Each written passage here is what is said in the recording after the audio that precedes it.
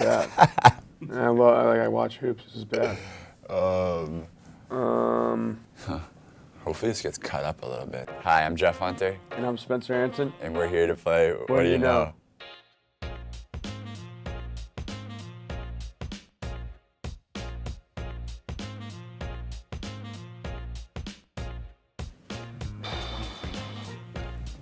All right, one LeBron. is LeBron.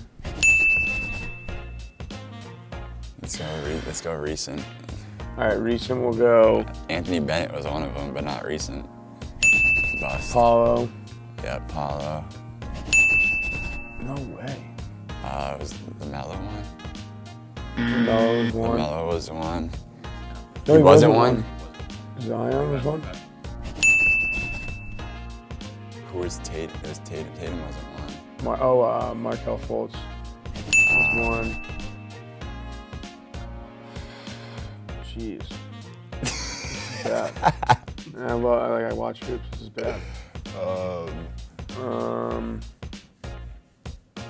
2001. Was Greg Oden one? No. He was. Let's go. This is crazy.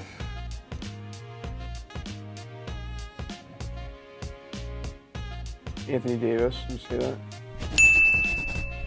Dang, I need my cell phone. No cheating, right? Ben Simmons. Kobe had to be at one, right? Yeah, but not. Was it 2000? Dang. Yeah, I have them all right now. I think. You got like one. All right, so keep it flying. I have the most, right? You definitely have more than me. I can't think of anything. I'm trying to think like 2000. KD. He wasn't Milicic? Darko Milicic? No. He was 2 years. Who was one that year? Greg Oden? No. Oh, LeBron. Kyrie. Irving. Anthony Edwards. Was he one? Yeah, Anthony Edwards. DeAndre Ayton. I was gonna say him earlier. 19. 2019.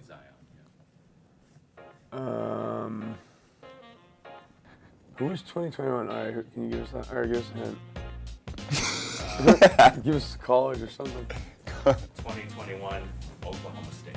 Oh, Trae Young. Or no, Cade Cunningham. What the hell? How did I not get that? Good one. The latest pick that you're still missing is 2015. Andrew Wiggins. I got no idea. Andrew Wiggins, I'm 2015 lost. could be. Come on. Who's a great after? Any overseas dudes? There's a few.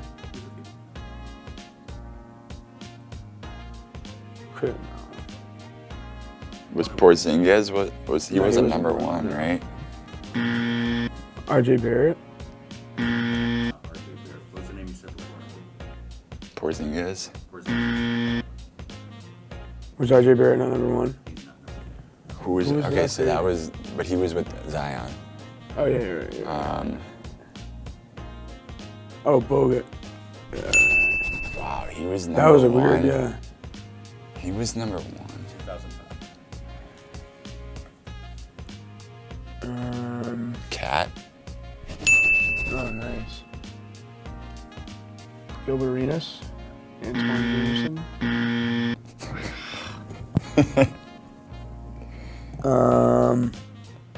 I'm just gonna try Hint? and drop you hints. Hint. Is there a hint? A hint, China. Yeah, man. Yeah, that was a good hint. I was gonna say that, but Derrick Rose. yeah. Good job. Was Blake Griffin on there? Nice. That's 09. 09. Dame. Was Dame number one? Damian Lillard? No. John Wall. Oh, Dwight Howard. KD number one? No. Here are your three missing picks. 2000, Kenyon Martin. Oh, no, I wouldn't have got that. Yeah, I never. 2001, Kwame Brown. never Oh, even heard yeah, that. he's a bust. Yeah. And then 2006, Andrea Bagnani.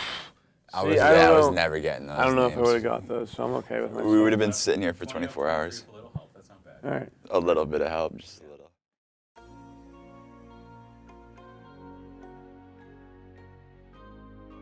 All right, so Shaquille O'Neal. No order, right?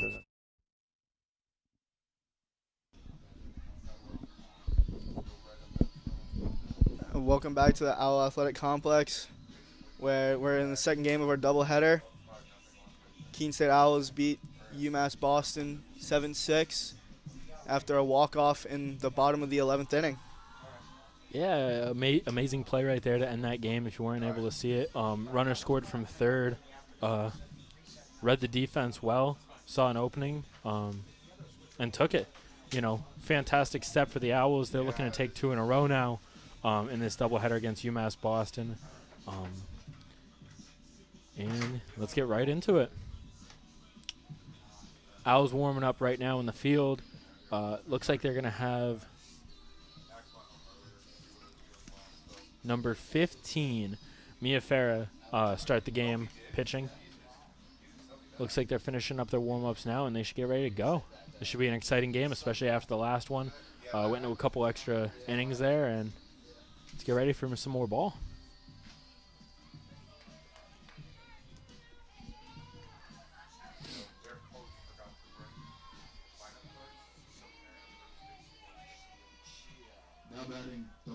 Alrighty. Number 8, Sophie Richmond's up to bat for UMass-Boston. You know, throughout the first game, we've seen her speed really come into play for UMass-Boston in the offense. You know, showing bunts, using her speed to get on base. She's really a big part of this UMass-Boston defense. Well, and until those extra innings, it was such a defensive game.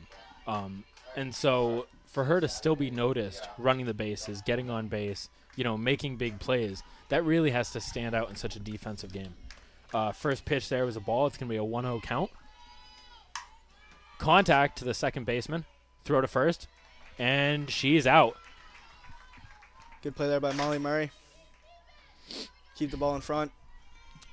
Yeah, we saw a couple great plays from her early on during the last game. A couple key outs. She had an inning where she made all 3 of the outs. So looking to continue a good, strong defensive performance now.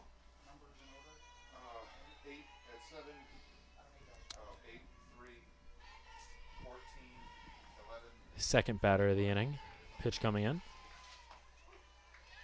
And that's strike 1. The batter being Haley Tilbert, number 3 for UMass-Boston. I think we saw a pretty strong pitching performance from both teams in the first game. UMass going through just 2, and the Owls going through just 2 pitchers in 11 innings. The second pitch came in, and it's a ball. 1-1 count. You know, both pitchers for both teams doing really well. Not getting like scared or composed. Like they did really well staying composed throughout the whole game. Another one to the second baseman. Molly Murray with another great throw, and that's the second out of the first inning. At the plate, the center fielder, number 14, Sydney Sandin. Number 14, Sydney Sandin will be taking the plate now. Early on, we're seeing two batters in a row making contact for UMass-Boston, not being able to come away with anything after 2 great plays from the second and first baseman. Another contact on the first pitch, driven out to the center field, and it's caught to retire the side. 1, 2, 3. Nothing across for the Beacons in the top of the first. Again, I mean, we saw a great start, a little bit longer in the first game. We saw the Owls load the bases and were able to close that inning scoreless. This one has a little bit of a different feel. 1, 2, 3. They're out of the top of the first, and now they get a chance to show what they can do up at the plate. Yeah, quick start for the Owls on defense. Really good pitching so far. And now they're going to be up to bat trying to put some runs on the board in the bottom of the first inning. Not much. There's not many better ways to start a game.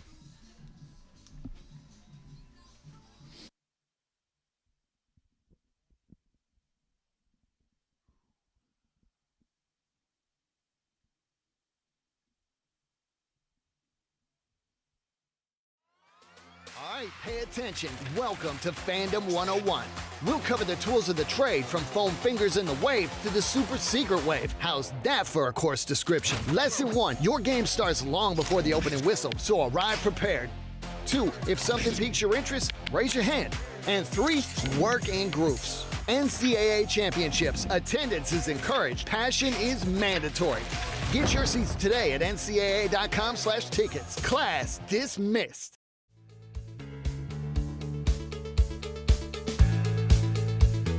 Being a part of the different activities and organizations that I've been a part of, I'm actually able to see myself where I'm like, hey, I actually can make a change. I'm one person that can make a difference. Division III has helped me to develop teamwork skills, critical thinking skills, time management skills. It's not just about basketball, or it's not just about school. It's about developing yourself as a person altogether.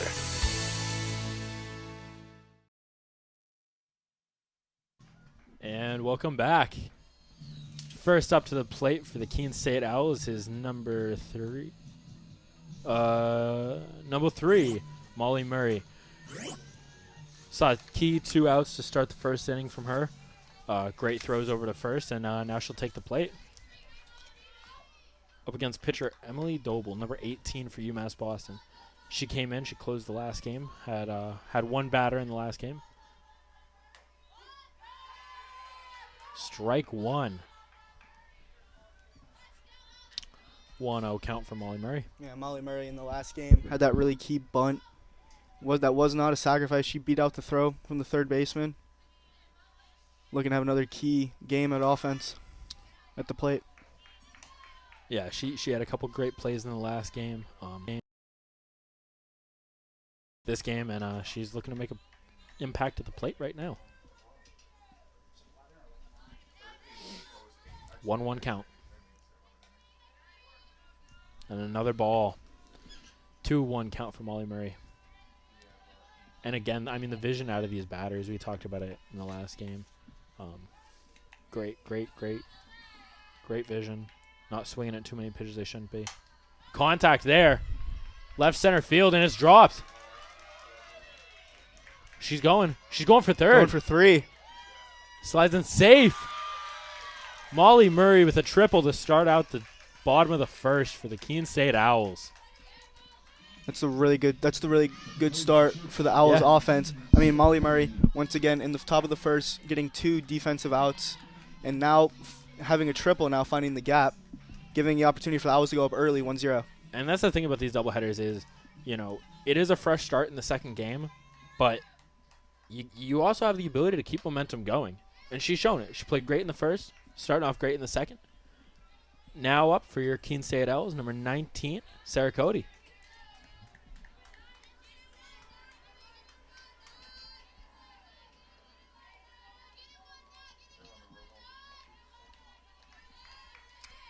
Two pitches into the count now. It's a 2-0 count.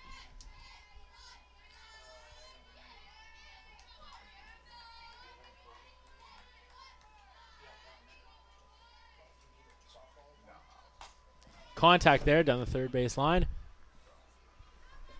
Foul.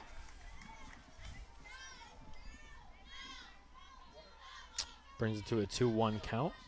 Good contact. Good distance, just fouled. Yeah, no, really, the count's really in her favor now. 2-1 count. 3-1 count to now. advance it even more, yeah. 3-1 count now.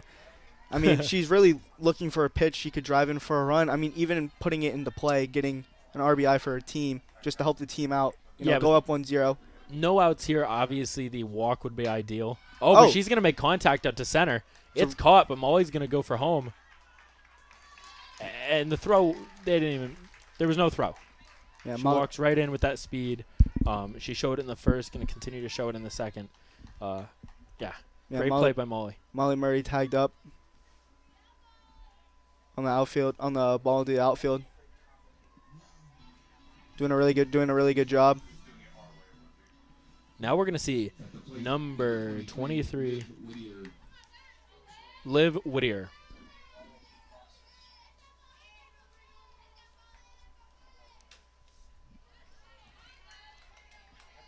First pitch is going to be a ball. again, both teams' batters really able to stay ahead in the count. Kind of demand pitches that they want. And that's going to be a strike. The discipline really just shows really well. I mean, just in the start of this game, not swinging at the pitches that are above. They're above the strike zone and doing a really good job. 1-1 pitch right there. Contact down. First base line. Hit the bag, and they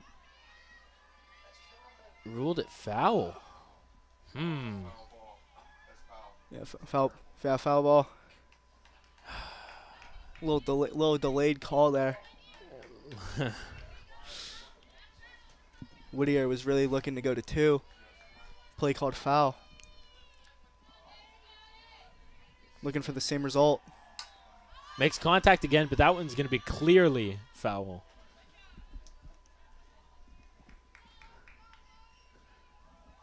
Yeah, really good job staying alive there. 1-2 count.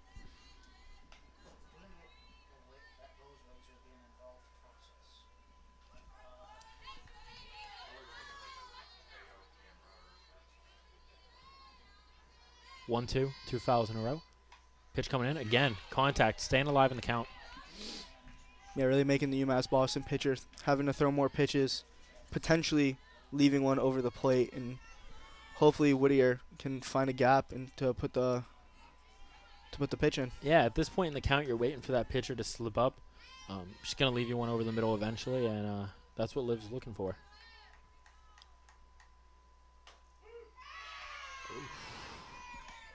Strike 3 call. Yep. Number 15, the pitcher, Mia Ferry. Great start on the mound. Now we're going to see what she can do at the plate.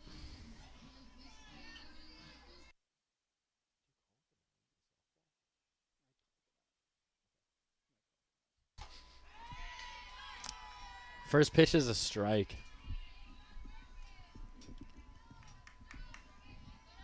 Clearly not the start to the inning that UMass-Boston would have liked, but seemed to bounce back here a little bit. 2 outs and a 1-1 count.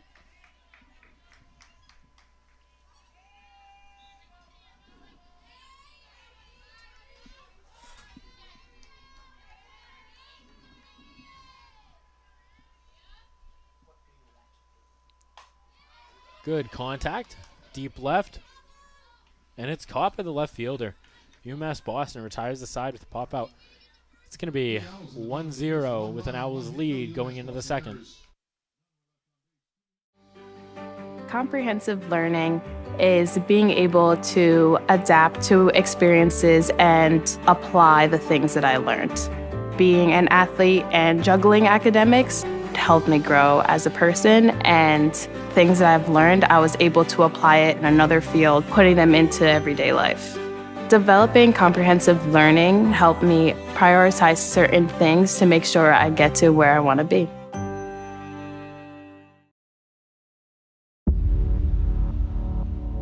To them, the whole world looks like an opportunity, one to be seized, built upon, and made better for their sport and the people around it. To student athletes, every opportunity is a chance to change what could be and show the world what opportunity can do.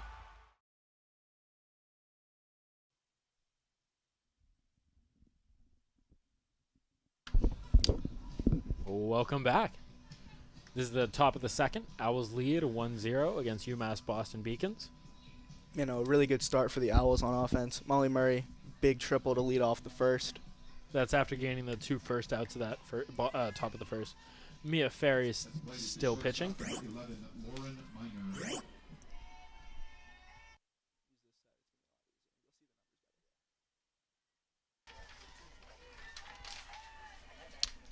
Leading off this inning is number 11, Lauren Miner.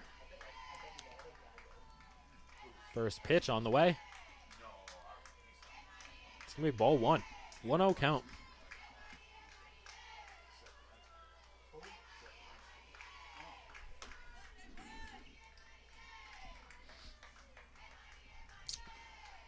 Pitch 2 coming in at this at bat. Strike 1. Really good pitch there. Dropping it right into the strike zone.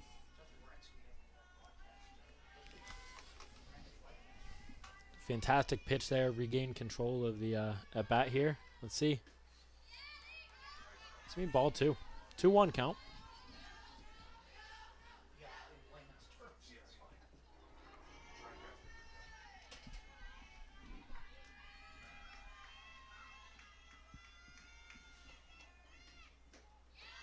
Swing and a miss. That's strike 2. It's going to be a 2-2 count for Lauren Miner. You know, really good count here in favor of Mia Ferry. 2-2.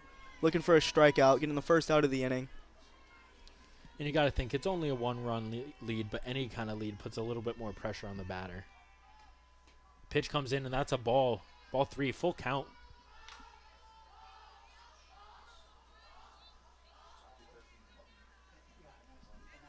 Yeah, 3-2 count now.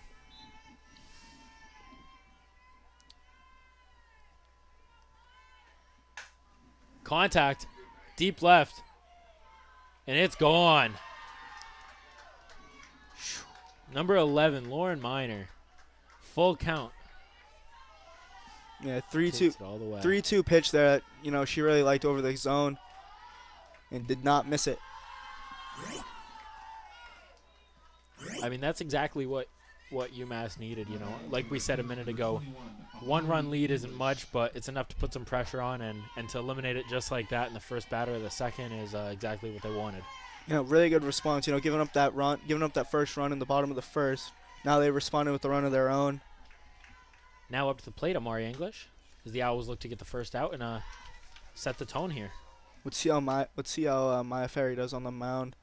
You know, giving up that home run without having an out yet in the first inning. See how she responds throughout this inning. And we saw a lot of composure in the first game. We saw bases loaded. We saw 3-run innings. We saw 2-run innings.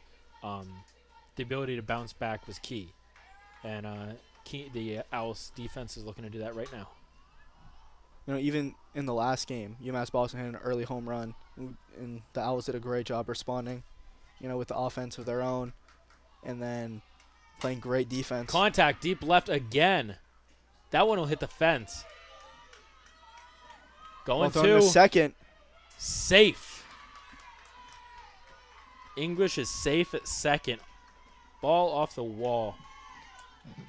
Definitely not the start of the inning you would have liked if you're the Owls, but again, like we were talking about, as we saw in the first game, the runners on base doesn't matter. It's only the runs that get batted in.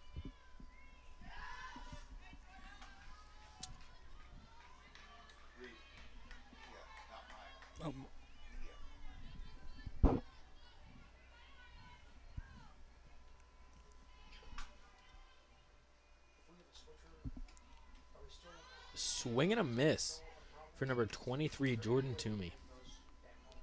0-1 count.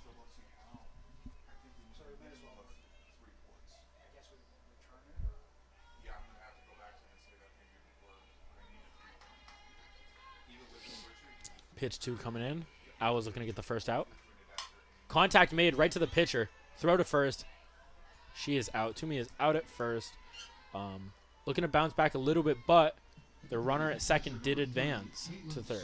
Good response. Easy play. Easy play for the pitcher, throwing it over to first base. Runner advances to third for UMass-Boston, but they do have the first out of the inning in the top of the second. Now, number 30, Caitlin Sawyer is up to bat for UMass-Boston. Her first at bat of the day. Contact to short. The throw to first. She is out, and they keep the runner on third. Key play right there. They watched the runner down, make sure she didn't go for home, and still got the out at first. You can't ask for much more on a play like that. Really good defensive play for the Owls. Now number 13, Lauren Bethea, up to bat. Now 2 outs here. Just getting out. You know, don't focus on the runner at third. I know you can get caught up in that, but I was just looking for an out here. First pitch comes in, and it's a ball. Ball 1.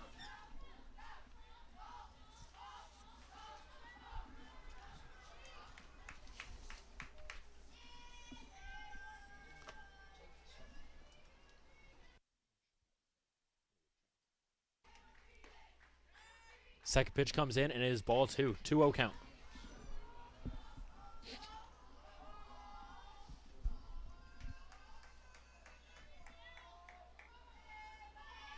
This is, the count that Lauren Bethia wants. Runner on third. Looking to drive in the second run of the inning for the Beacons. Right there. Bounce back pitch. It's strike. 2-1 count. Ferry able to try to gain some ground in the count here.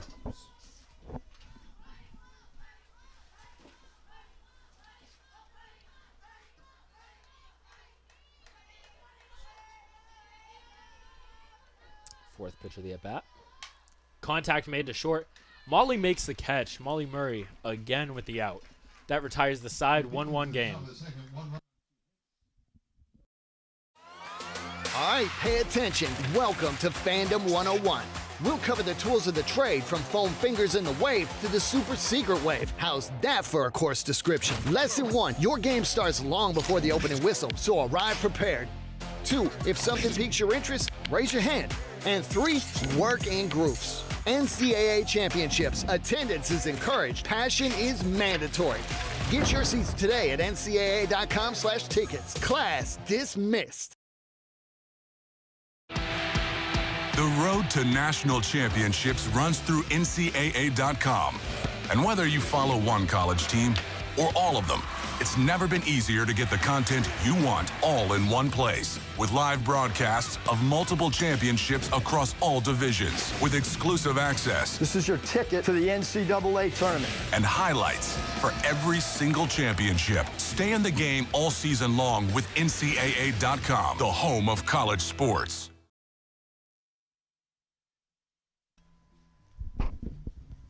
Moving off the bottom of the second, the designated player, number 30, Allison Adams. Leading off in the bottom of the second, number 30, Allison Adams.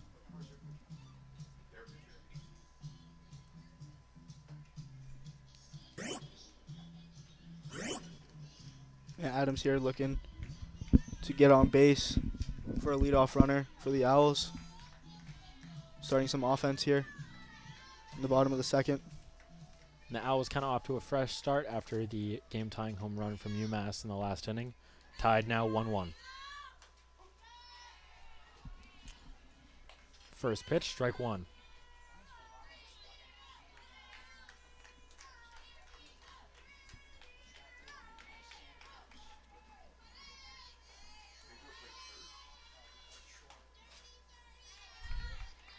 Good eye from Adams there.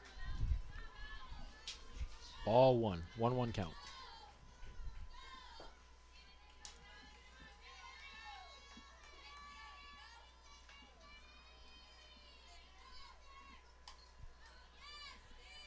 Foul tip there. Make it a 1-2 count.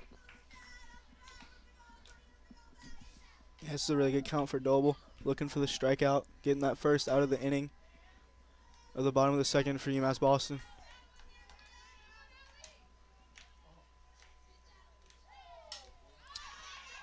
Another foul ball. Staying alive in the count. Adams is looking for some contact here.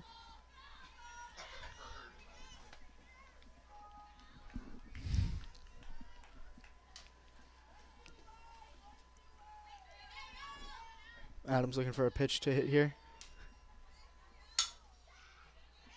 That one will be fouled again. Staying alive in the count. Man, Nobody on base. No outs in the bottom of the second.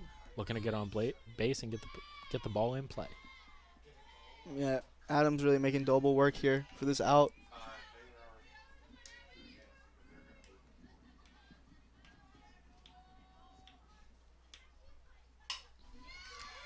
Nice really pop out to right center.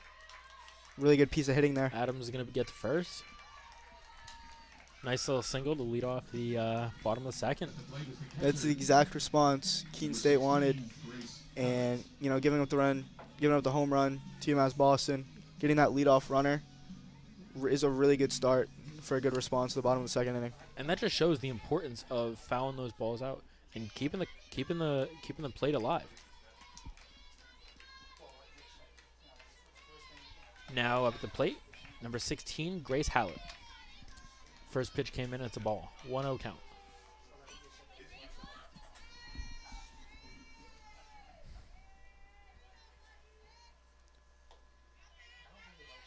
Good block by the catcher. Hallett watches another one. That's going to be a 2-0 count. Good start to this at bat.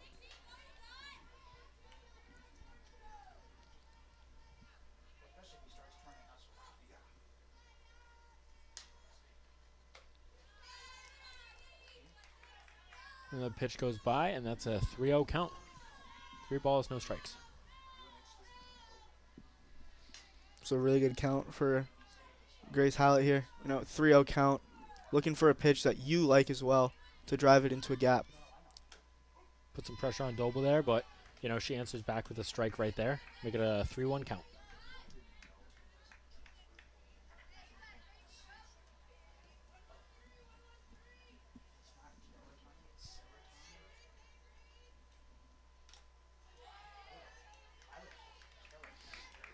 A foul tip for Hallett. A really aggressive pitch there. Thrown in by Doble. That'll bring it to a full count. Doble worked her way back. 2 strikes now.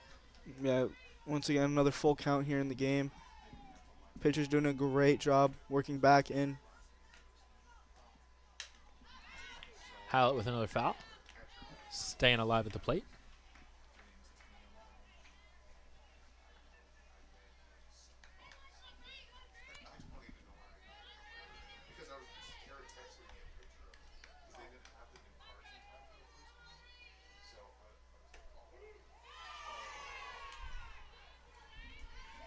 Called third strike on the inside corner.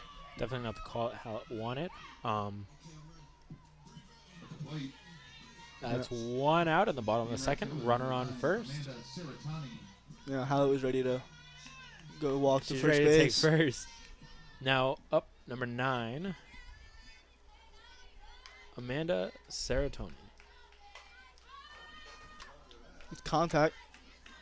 Pushed out to left field. And that'll be foul foul. Ball.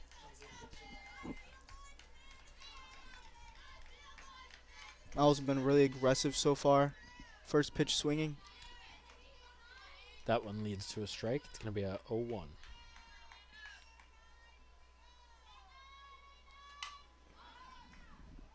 That one popped up to the second baseman, makes a catch, 2 outs. Runner was able to get back to first before the throw. At the plate, the left fielder, number 91, CC Chadwick. Now we're going to see number 91, CC Chadwick, up to bat. Owls offense really hoping for another really good game from Chadwick from the plate. Chadwick came up with a bunch of clutch hits in the last game. Not in the best position in the world right now. Runner on first. 2 outs. Looking to get someone into scoring position here. Swing and a miss from Chadwick. It's going to be a 1-1 count.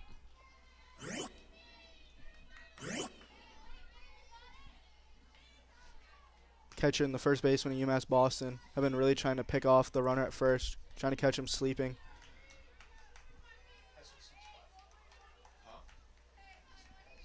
1-1 count. Chadwick will see the third pitch. It's another swing and a miss. Really good pitching so far.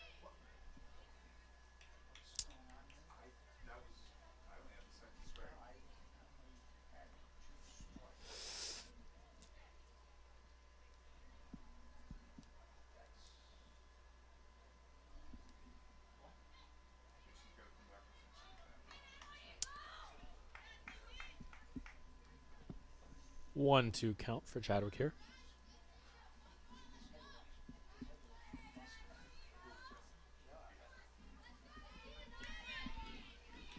Chadwick back in the box.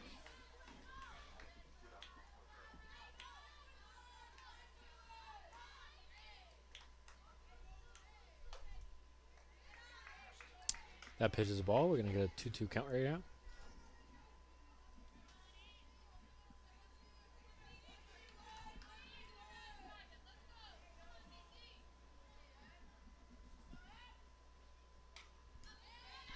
Fouled that one off. Keeping this trip to the plate alive. Yeah, really looking for a pitch to drive down the middle of the field.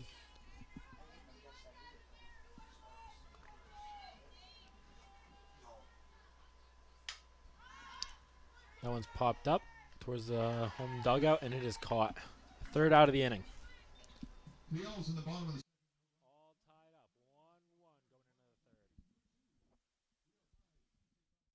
College sports fans, get ready for game day with officially licensed merchandise from the NCAA official online shop, ncaa.com/shop. Get the whole family geared up with the best collection of apparel and accessories, including t-shirts, sweatshirts, headwear, championship gear, and more. Visit the NCAA shop for today's special offer and rep your favorite team now. Only at ncaa.com/shop.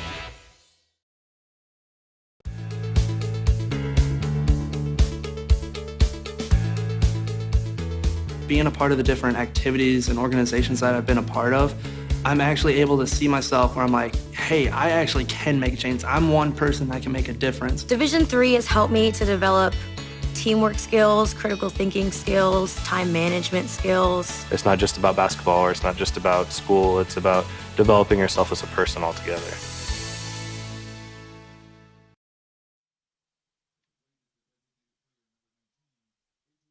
Fusco. Now up to the plate, lead off to the third inning. Number 19, Adriana Fusco.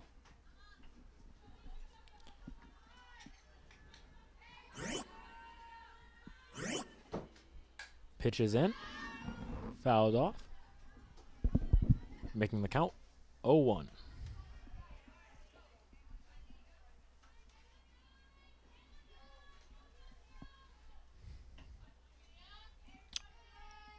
Pitch number 2 coming in.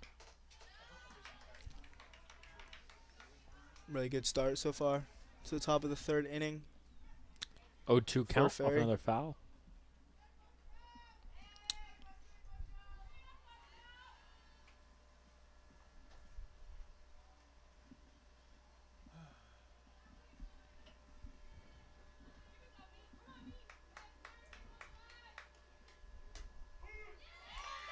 Strike 3. Really good start. Really good start to the inning for the Owls. At the plate is the left fielder, number 8, Sophie Richland. Now up for UMass is number 8, Sophie Richland.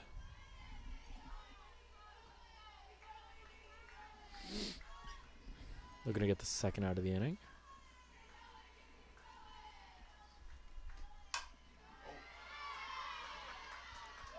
Hit the gap out to center field, and Richland is safe on first.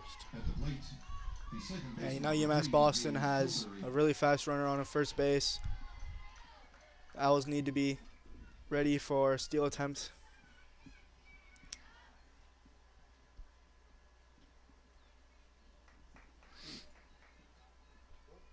And it looks like Richland's coming back to the plate.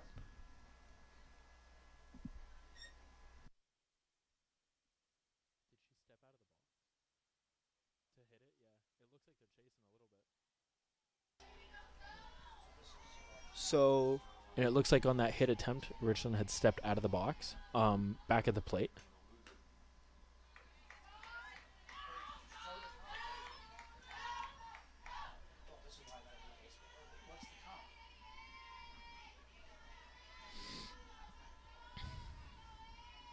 First pitch is a ball. Bunt attempt.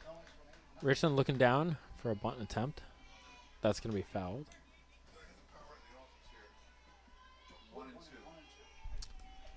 1-2 count. Ferry looking to finish this inning. Or finish this plate attempt.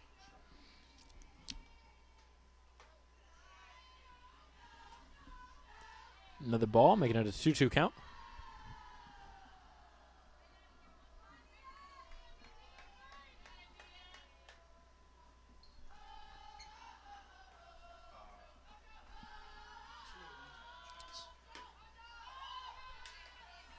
Pitch comes in, and that's ball 3. Full count. Full count for Richland. Yeah, Richland's gonna be looking for the what she did earlier in the at bat. You know, that first on the pitch earlier, put it right down the middle. Another hit. Throw to first is not caught. Richland is safe at first. She'll stay at first.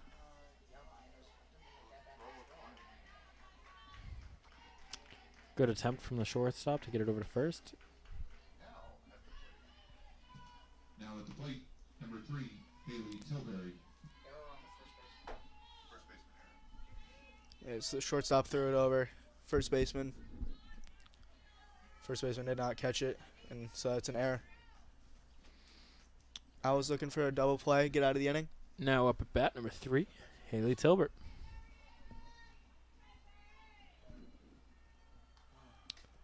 First pitch comes in. Ball 1. 1-0 count.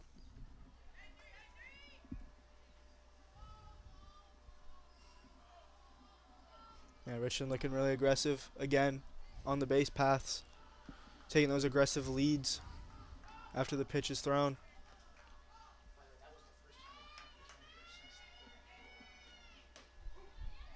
Strike 1 on that pitch.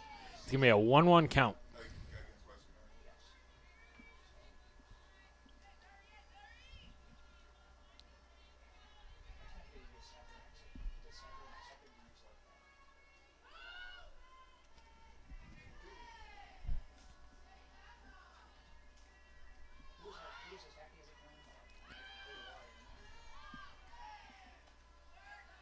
Pitch comes in, and that's another ball. We're going to get a 2-1 count.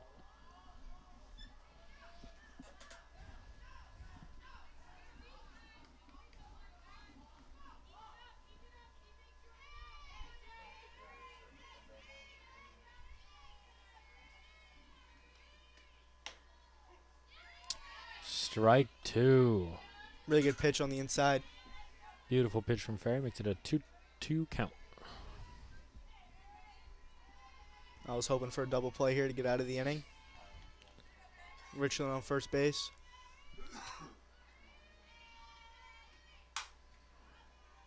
Hit to the shortstop. The throw to second. Runner reaches first base on a fielder's choice. They got the out at second base on Richland. The center fielder, number 14, Sydney Sandin. Interesting choice right there from the Owls to go for the lead runner, but it works out in their case. And now with a runner on first, they have 2 outs with batter number 14, Sydney Sandin, up at the plate. First pitch comes in, and it's hit to the shortstop again. Throw to second leads to the 3rd out of the inning, and that'll put away the side. The Beacons in the top of the third. I pledge. I am an NCAA student athlete. And I pledge to be a champion of unity on my team, on my campus, and in my community. I pledge to embrace differences and strive for inclusion and collaboration. I pledge to stand against racism, hate, and discrimination. I pledge to strive for love, care, and forgiveness. I pledge to stand against silence, deceit, and obscurity. I pledge to strive for dialogue, truth, and understanding. I pledge to stand against fear and doubt. I pledge to strive for trust and belief in one another. I pledge to stand against complacency and stagnancy. I pledge to strive for change and growth. I commit to supporting my fellow student athletes in all circumstances that impact them.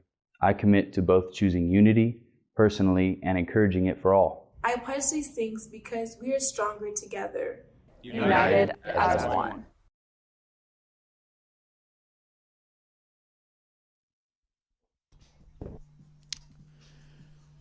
We're back to you with the bottom of the 3rd. Currently a 1-1 game. Owls versus UMass-Boston Beacons. Starting off this inning for the Keene State Owls is number 1, Callie Halverson.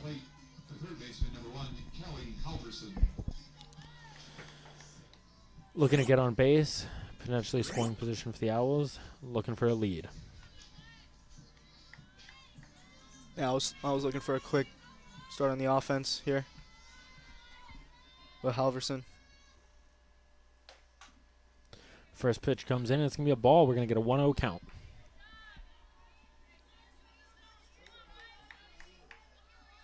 I'm going to see if Doble for the UMass-Boston Beacons have another quick inning like she did in the bottom of the 2nd. That one's going to be fouled off. We're going to get a 1-1 count.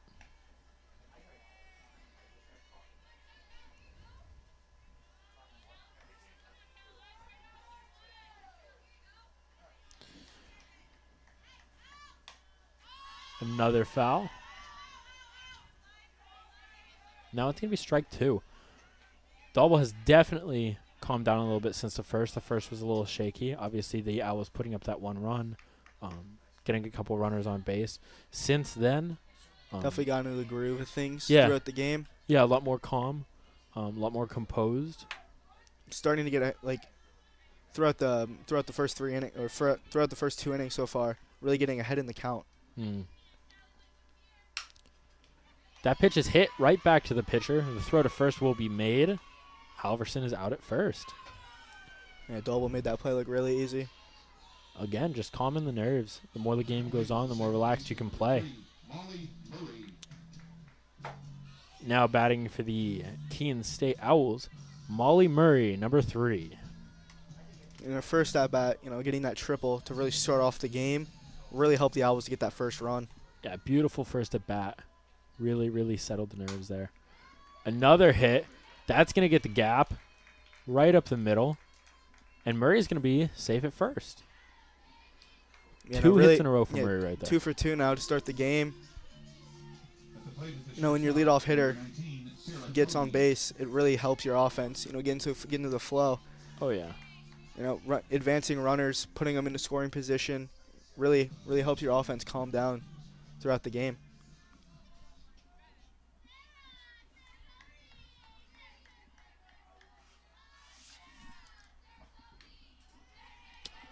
Up now at the plate, number 19, Sarah Cody. On the first pitch was a swing and a miss. Now we're going to get strike 1, 0-1 count.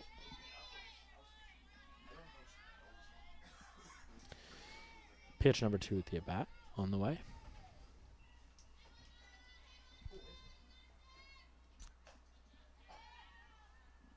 Pitch number 2 is going to be a ball. We're going to get a 1-1 count. Catcher looked over in the first baseman's direction. Murray was able to get back to the base.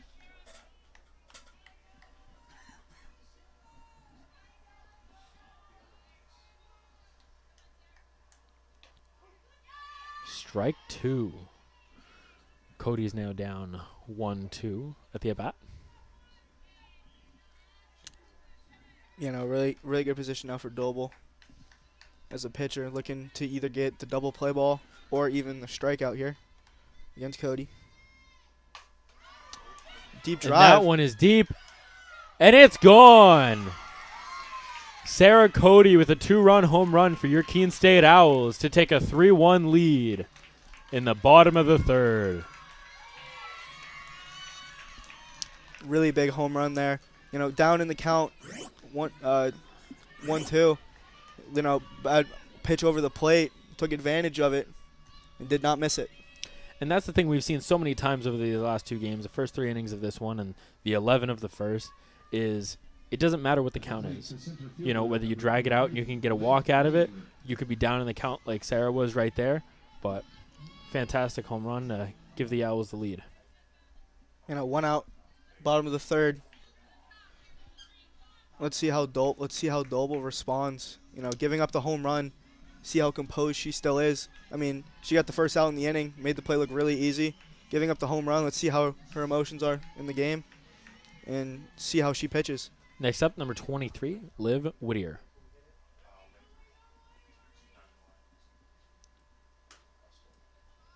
First pitch to Whittier. It's going to be a ball. We're going to get a 1-0 count.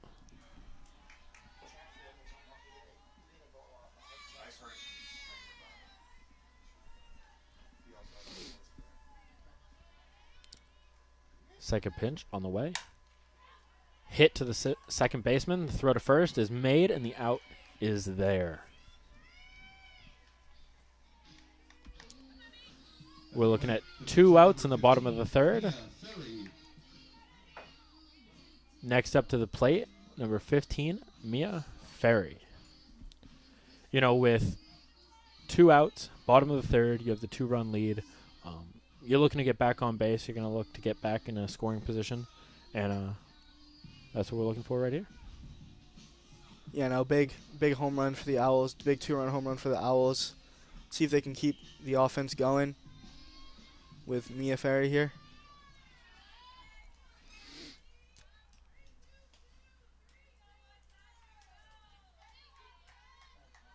First pitch of the at-bat. That's ball. We're going to start off with a 1-0 count. Showing bunt there early, and then pulled it away for the ball.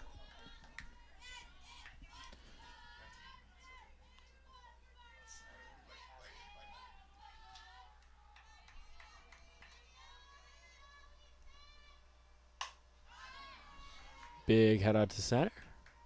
And it is caught by the center fielder. That'll close that side for the Owls. After a 2-run home run from Sarah Cody, they have the 3-1 lead going into the 4th. The road to national championships runs through NCAA.com. And whether you follow one college team or all of them, it's never been easier to get the content you want all in one place. With live broadcasts of multiple championships across all divisions, with exclusive access. This is your ticket to the NCAA tournament. And highlights for every single championship. Stay in the game all season long with NCAA.com, the home of college sports.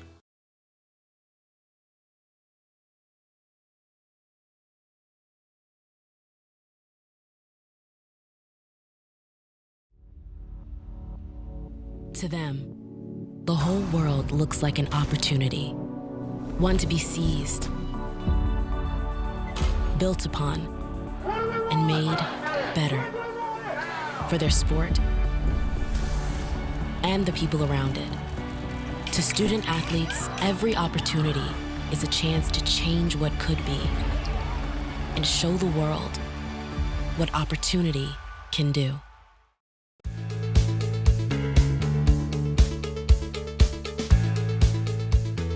Being a part of the different activities and organizations that I've been a part of, I'm actually able to see myself where I'm like, hey, I actually can make a change. I'm one person that can make a difference. Division III has helped me to develop teamwork skills, critical thinking skills, time management skills. It's not just about basketball, or it's not just about school. It's about developing yourself as a person altogether.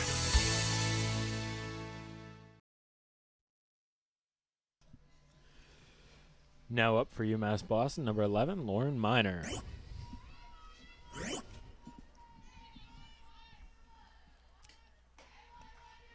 First pitch of the at-bat. It's going to be a ball.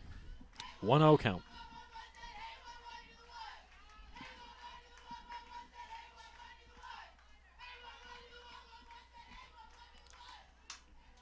Second one's going to be fouled off. It's going to be a 1-1 count.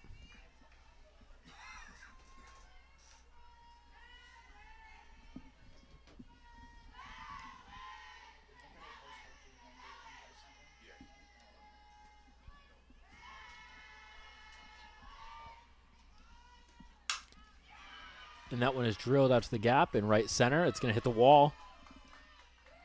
The throw in to second. And 11's already there. Good piece of Lauren Miner. Good piece of hitting there by Miner. Finding the gap. You know, pitched a little bit over the plate. Exactly what Miner wanted.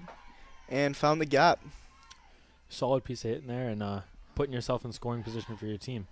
You know, puts UMass-Boston, you know, first batter.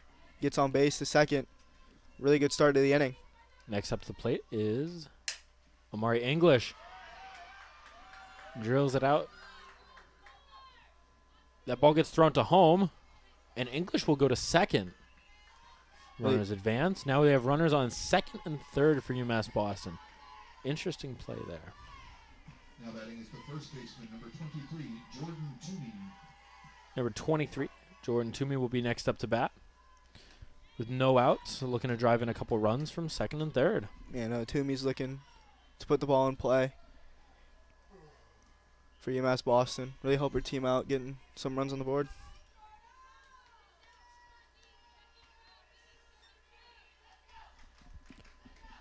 First pitch is in, it's a ball. 1-0 count.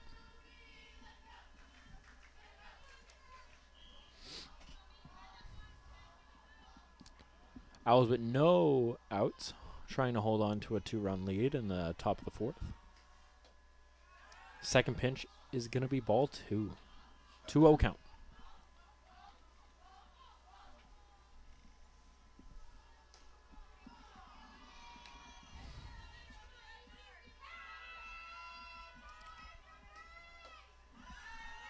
And ball 3. Toomey really kind of has control over this count right now at the plate. Yeah, I just really need to find a simple pitch. Get back into the count, make it 3-1. Which is exactly what happened. 3-1 count right now. Mia Ferry looking for the first out of this inning.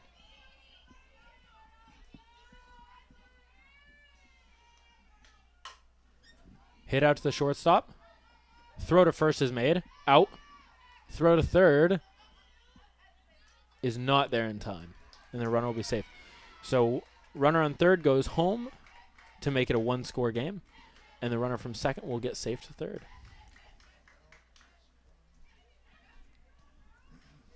Good play by the Owls to get the first out of the inning. Hoping for another out here. Number 30, Caitlin Sawyer up to bat.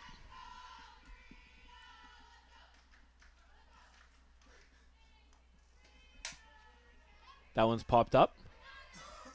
Caught in center field. And they throw home to keep the runner on third. Very solid play right there from the Owls, getting the second out of the inning and keeping the runner from going home. Number 13, Lauren Bethea. Next up, number 13, Lauren Bethea.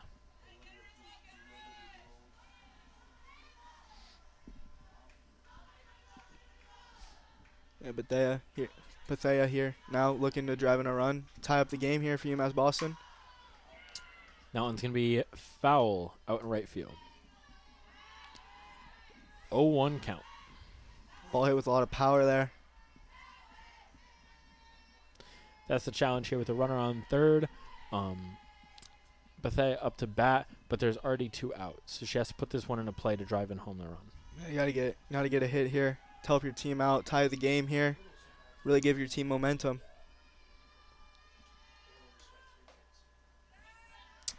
Looks like that pitch is going to be a ball. You're going to get a 1-1 count. Ferry trying to get out of the inning with this one. And hoping to keep the Owls up 1 going into the bottom of the 4th to give the Owls a chance to make the lead bigger. And that is hit. Molly Murray fields it and takes it to first herself. Closing out the inning and keeping the Owls 1-run lead. Our campus can be pretty quiet during the summer, but we're still here to show you what your life at Keene State will be like. I'm Emma, a tour guide of the admissions office, and I'm here to answer your questions and show you the parts of our community you're interested in seeing most. You can book a tour at keene.edu/visit or reach out to any of our admissions staff to find out when you can come see our home. Here's a sneak peek at what a tour is like.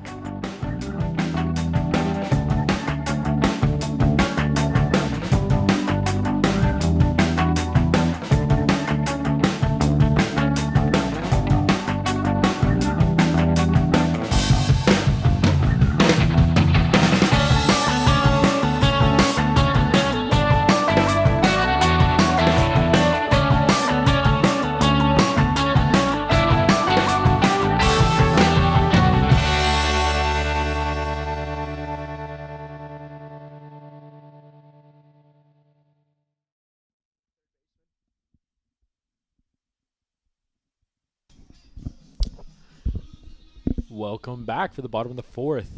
Keene State Owls currently lead UMass-Boston Beacons 3-2. UMass-Boston takes the field, and it seems they have put in a new third baseman. Number 5, Kaylee Bruce. Up at the plate for the Keene State Owls is number 30, Allison Adams. Owls looking to extend their lead here. Bottom of the 4th, up 3-2. Yeah, big for the Owls here if they could find another run or two, add more insurance runs. Really, they gave up the run. in the top of the fourth, looking to extend their lead. Yeah, tip foul right there. Aggressive swing. We're going to start the count off 0-1.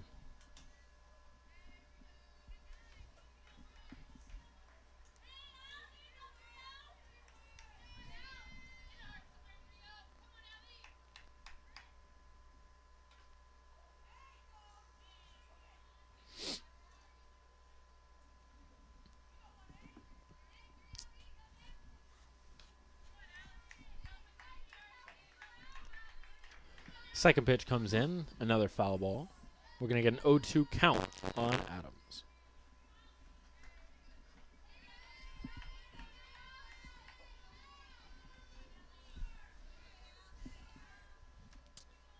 Third pitch of the at-bat. And that's going to be a ball. We're going to get a 1-2 count right now. Yeah, really good out there not to swing at that one in the dirt. Really good vision there not to swing at it. Good eye for the Owls.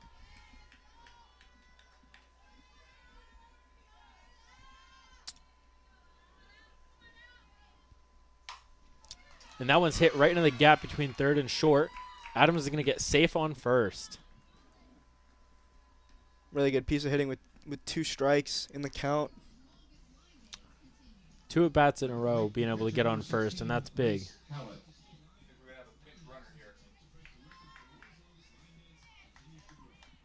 Looks like the Owls are calling in a pinch runner for Adams on first, number 17, Lila Demi. And at the plate for the Owls, number 16, Grace Hallett.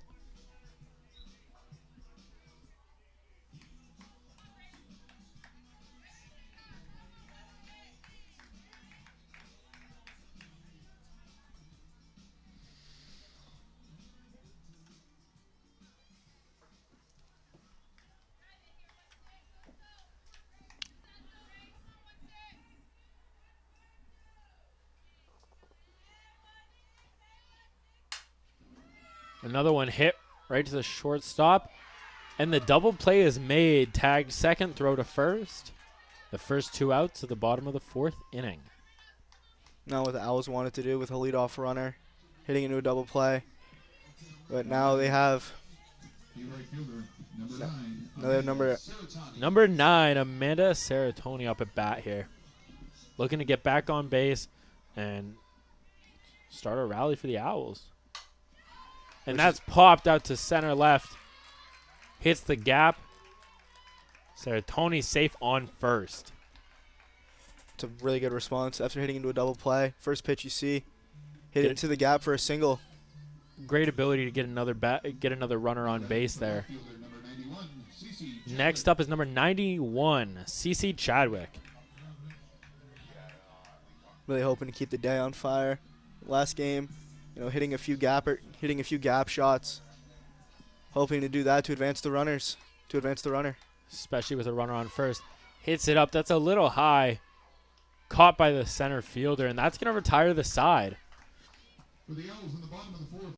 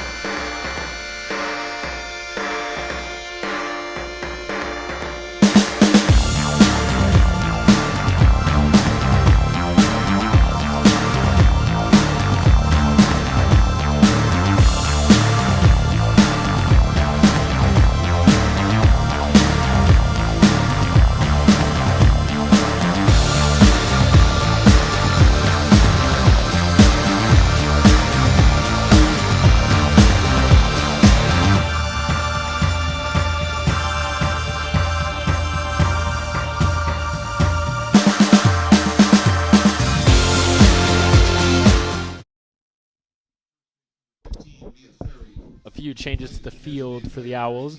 We're going to see number 4, Carissa Miller, come in to pitch here. We're going to see Mia Ferry slide over to first base. Miller came in and had a very excellent performance in the end of the first game. Looking to have another good performance. Starting off with an 1-0 count. Really coming into the when Miller came into the game in the first game of the doubleheader, pitching really well. Ended up scoring the game-winning run for the Owls for the win. Hoping to keep that same performance high.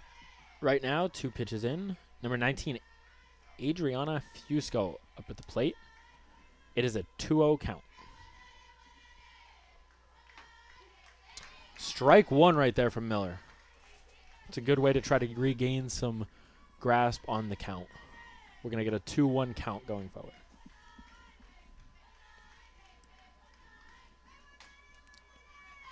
That one fouled off by Fusco. We're going to get a 2-2 count now. Miller looking to put away her first out. Yeah, really looking for a strikeout here. Really gain some confidence going into the second batter of the inning, hopefully. Drop third strike. Throw to first. Hit Fusco in the helmet.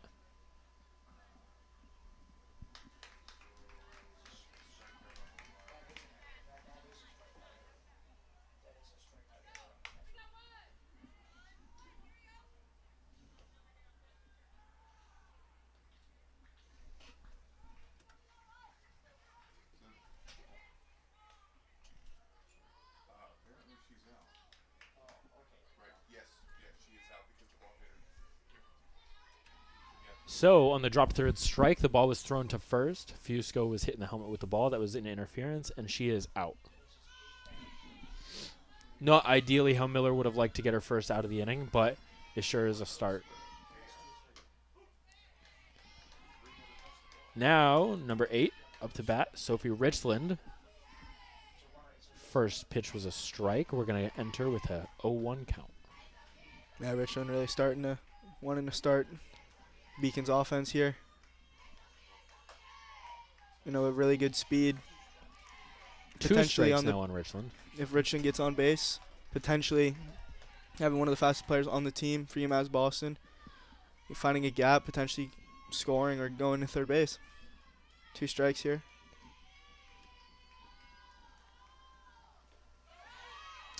Another drop third strike. Richland's going to run it out. She's going to get the first safely.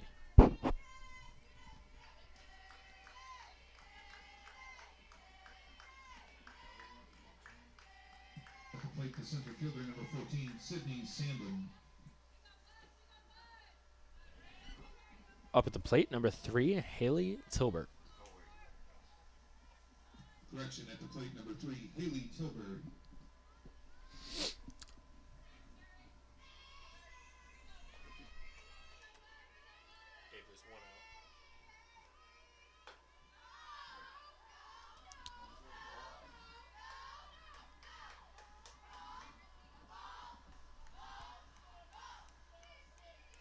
One out.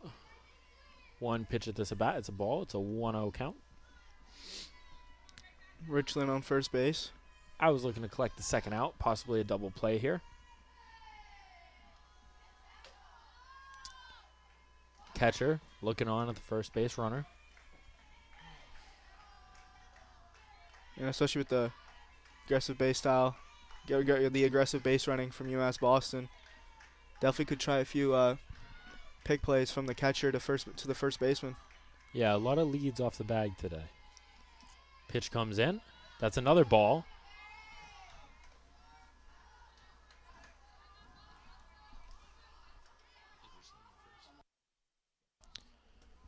Richland keeping the lead, kind of staring the catcher back, seeing what she's going to do. It's a 3-0 count. And that's strike 1. We're going to go 3-1 on this count. Nice bounce back pitch from Miller.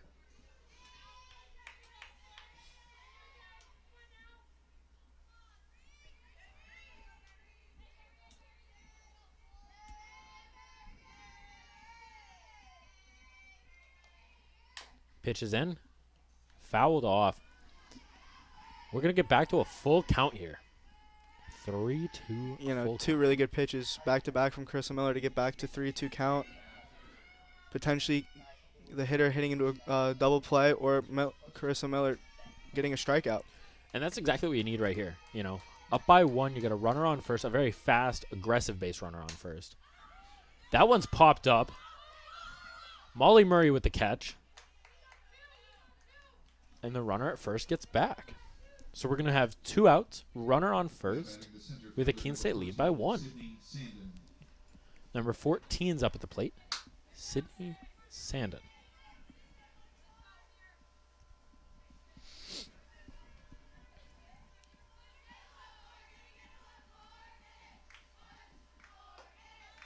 First pitch is a ball.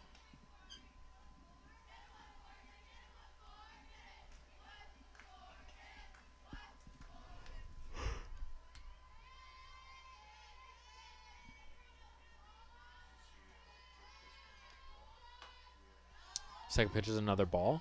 Another big lead from Richland. You know, Richland's really making the catcher think about, you know, do I throw it over to first base? Do I throw it back to Miller? Well, that's key here because one mistake can put Richland in scoring position. Ball. 3-0 count. You know, Miller needs 2 pitches in a row like at last at bat, leading into that fly out into the infield.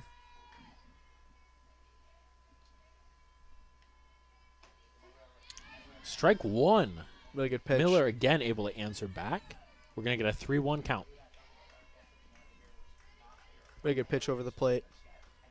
Getting a strike into the count. Really making the batter think now. Miller's shown a great ability to come back in these counts. And another one right there. Swing and a miss. Strike 2. We're going to get back to another full count for Miller. 2 really good pitches back-to-back on 2 consecutive batters. Miller really answering back. You know, Miller does a really good job for getting, you know, the first 3 pitches in the at bat, throwing 2 straight strikes. Sandin at the plate. Full count. 2 outs. And that one's deep into left field. The throw made to third. And the runner is out. The runner is out. Richland is out at third. Keene State has retired the side. It's a really good throw from the left fielder, C.C. Chadwick, to get the runner out, to get Richland out, who's a really fast runner for UMass-Boston. Fantastic play. And with that, we'll see you at the bottom of the 5th. I am an NCAA student athlete. And I pledge to be a champion of unity on my team, on my campus, and in my community. I pledge to embrace differences and strive for inclusion and collaboration. I pledge to stand against racism, hate, and discrimination. I pledge to strive for love, care, and forgiveness. I pledge to stand against silence, deceit, and obscurity. I pledge to strive for dialogue, truth, and understanding. I pledge to stand against fear and doubt. I pledge to strive for trust and belief in one another. I pledge to stand against complacency and stagnancy. I pledge to strive for change and growth. I commit to supporting my fellow student athletes in all circumstances that impact them. I commit to both choosing unity personally and encouraging it for all. I pledge these things because we are stronger together. United as one.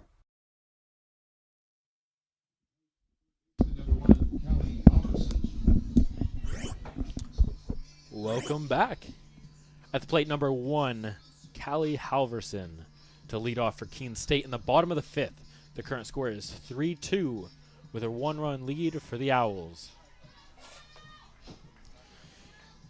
UMass-Boston looking to get a stop here, get out of the 5th inning, and hopefully try to tie this game up.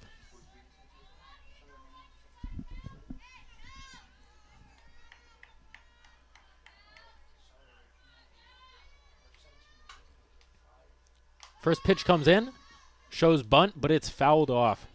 It's going to be the first strike of the count. Halverson down 0-1.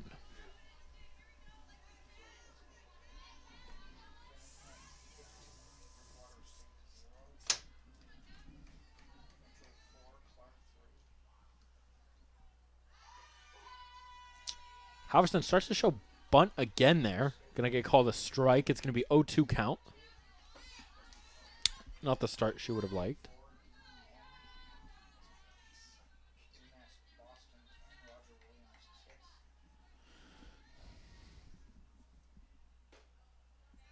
Good Halverson, good eye on that one. First ball of the count.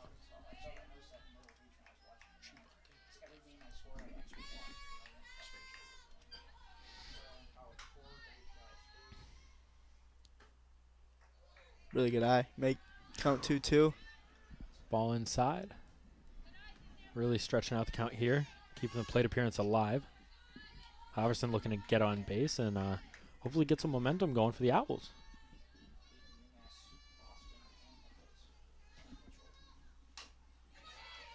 Nice little hit to third base. Halverson trying to outrun the throw, but unfortunately cannot. Good throw from the third baseman. Yeah, good throw by the new third baseman Kaylee Bruce, who just entered the game. Up next, number 3, Molly Murray. Yeah, no, Murray's looking to extend to 3 hits in the game. First 2 at bats she went to the plate, 2 hits, one of them being a big triple.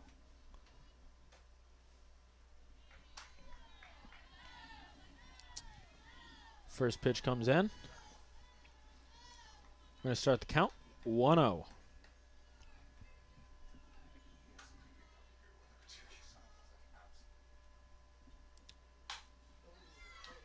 Hit down the first base line, and it's fair.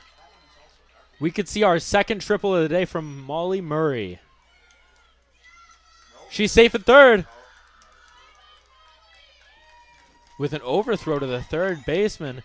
But the pitcher was there to back it up. Yeah, no, really big hit there by Molly Murray. 3 for 3 on the day with 2 triples in the second game of the doubleheader.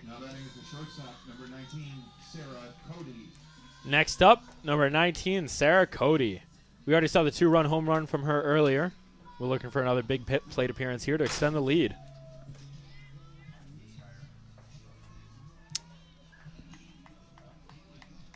And with only 1 out and a runner on third, see what she can do.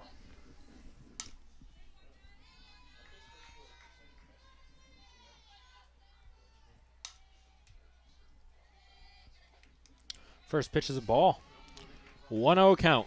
Really good block there by Sawyer, the UMass-Boston catcher.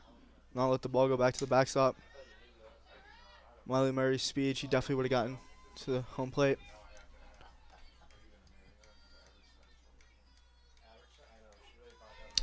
Second pitch is a strike. We're going to go 1-1 count on this one.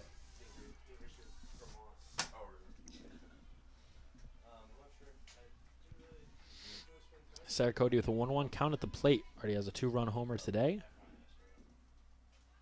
And another ball, high outside. 2-1 count.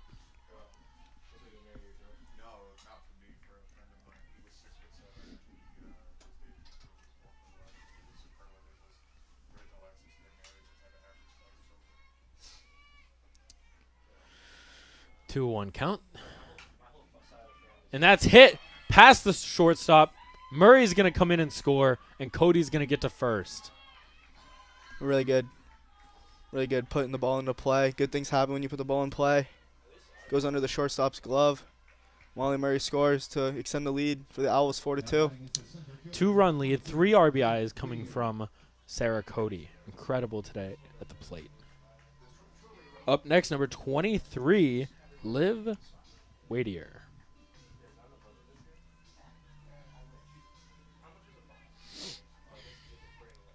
We continue to get runners on base here. Whittier's first pitch is a strike. Yeah, only 1 out. Whittier can definitely find a gap. Have the runner go over to third. 1 out for the Owls. You know, first and third, potentially second and third. 0-1 count. Second pitch is in there. That's going to be a ball. 1-1 count. Yeah, Sawyer looking for the quick pickoff play to first base. Throwing her over to first. Nothing's there. 1-1 count.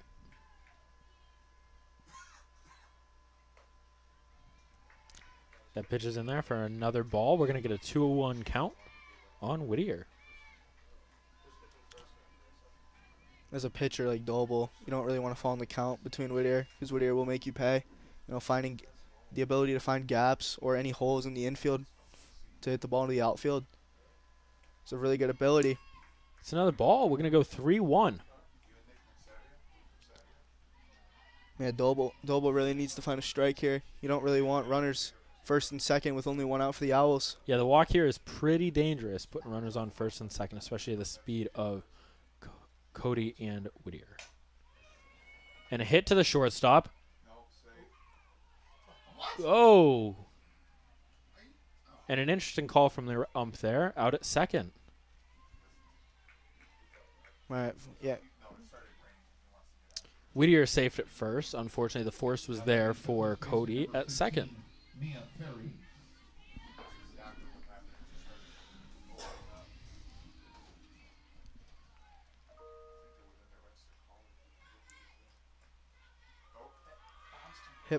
Hit by pitch. Gonna hit Ferry. We're gonna get runners on first and second anyways. Next up, Allison Adams. Yeah, Adams has a really good opportunity here to drive in a runner, potentially two, finding a gap.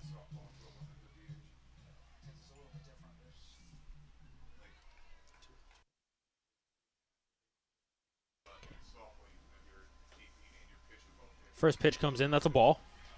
Looking at a 1-0 count. Doble has been really trying to find that inside corner on the right-handed batters for Keene State. The umpire's been kind of on and off with the inside pitch calls for strikes the last few innings.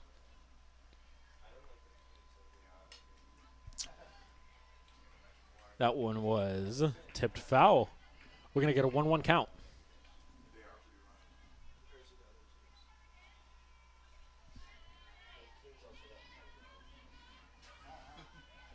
Adams at the plate, 1-1 count. Runners on first and third with a 2-run lead, 4-2. Adams really looking for a pitch to drive here in the outfield, finding a gap. Another one fouled off to the away dugout. You get into these later innings of the game, especially bottom of the fifth here. With a 2-run lead, you really want to be able to extend that. It's a really good opportunity now for Adams to help her team out, potentially going up 3, or even finding, just a hole for a single and, having bases loaded, 1 out. That's a swing and a miss, and that's going to retire the side.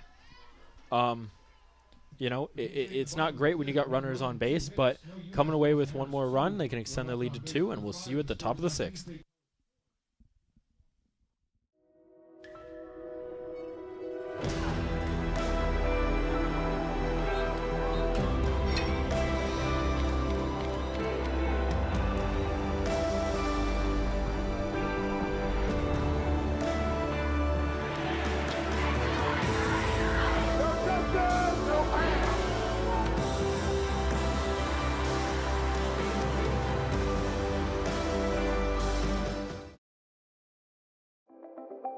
It's always been more than just a game. It is a legacy. Support the USA Basketball Foundation as we look to expand that legacy. For her, for them, for us. All of us, together.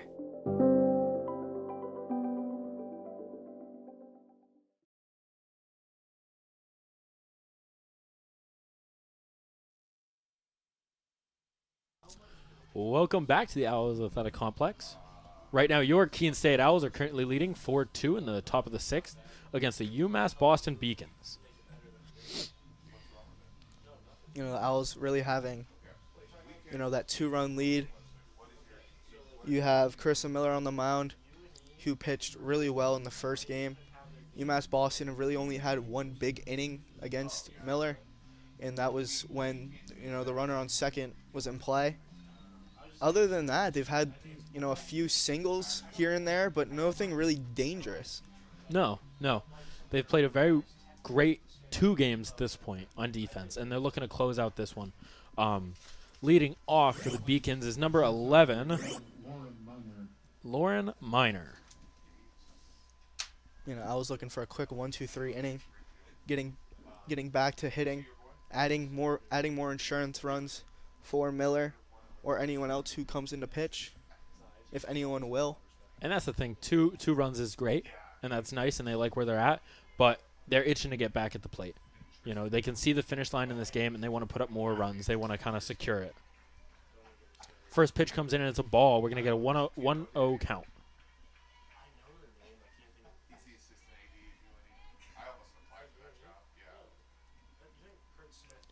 Miner swings at that one.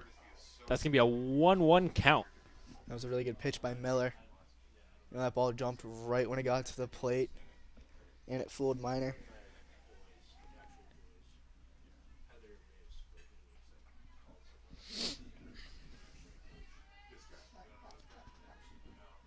Third pitch of the at-bat coming up.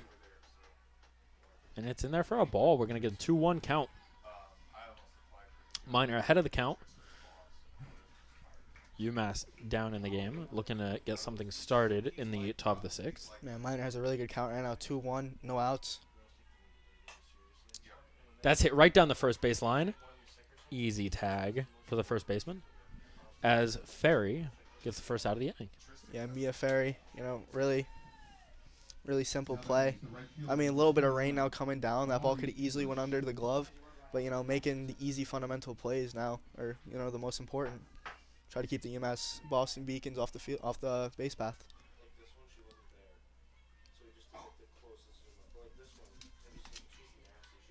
Next up, Amari English. First pitch of the at-bat is going to come in. We're going to get a ball. We're going to get a 1-0 count on English.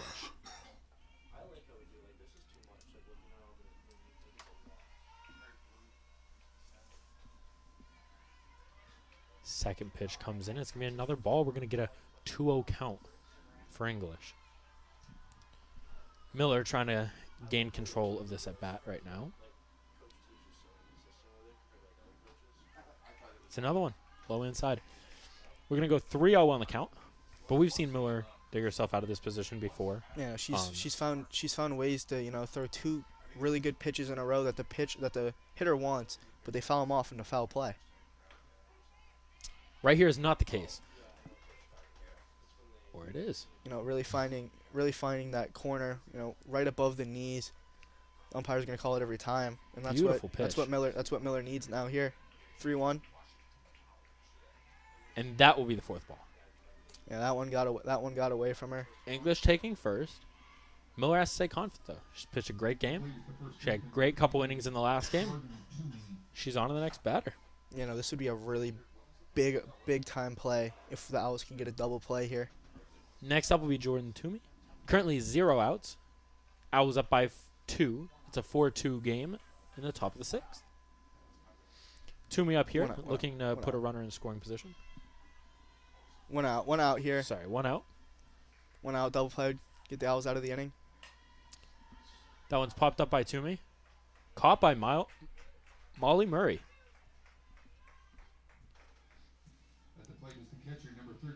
Great fielding play right there. 2 outs. They have a force at second and first. You know, 2 outs now. Up now, number 30, Caitlin Sawyer. That's drove to the shortstop. The throw to first is not made. It's overthrown. English will take third. Runners on first and third after that. You know, that's the type of plays that are hard, you know. Really making, you see the runner going down, so the throw, you know, starts to become more wild. I think, you know, if the Owls can get out of this without giving up a run now, it's really good. This is when you really have to lock in here. You know, you're in the second game of doubleheader, you're round in the end, and when the rain's starting to come down, but you got to get those outs to put away the inning.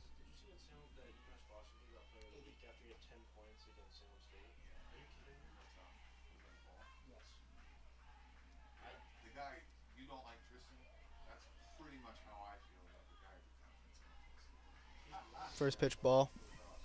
We're looking at a 1-0 count here for number 5, Kaylee Bruce. Now, I'm not really sure if UMass-Boston's going to have the runner on first steal the base or not, like they did in the first game.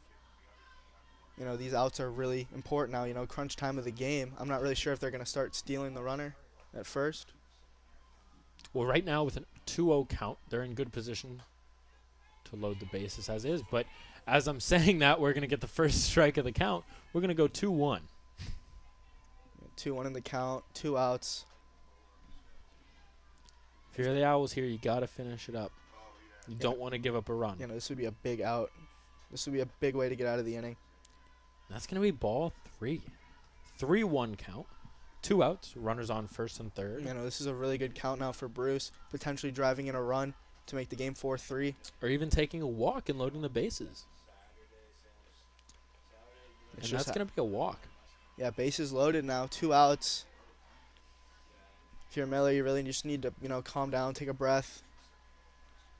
Really just try to get out of this inning. Now there's a force out everywhere on the field. 2 outs.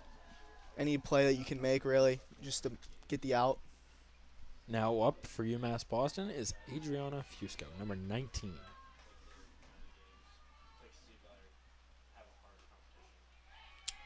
Really First pitch is a strike. Really good pitch there by Miller. You know, really get the first strike in the at-bat. Calm everything down. Put some pressure on this batter. You know, the bases are loaded, but you are up by 2. That's going to be a ball. We're going to get a 1-1 count. Really aggressive base running. Lead off on first. It's been really aggressive, just like it has been over, you know, this game and the last game as well, the first game of the doubleheader.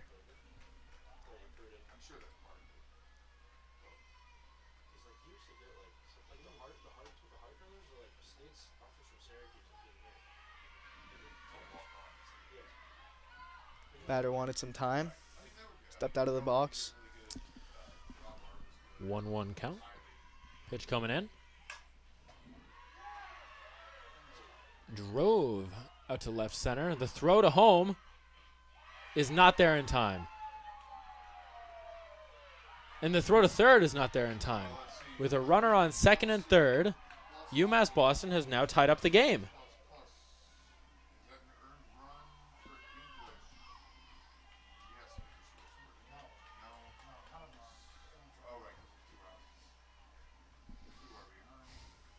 What a play for UMass-Boston.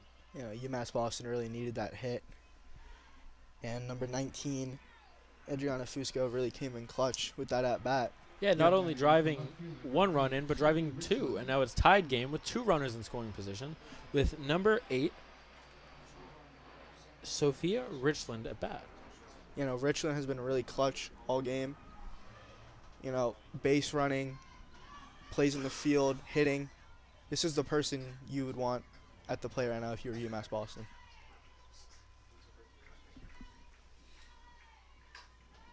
That's driven to third. The throw to first. The runner is safe, and a runner will go home. UMass-Boston will take the lead and now have a runner on first and third. What a play by Richmond Wing, beating out the throw.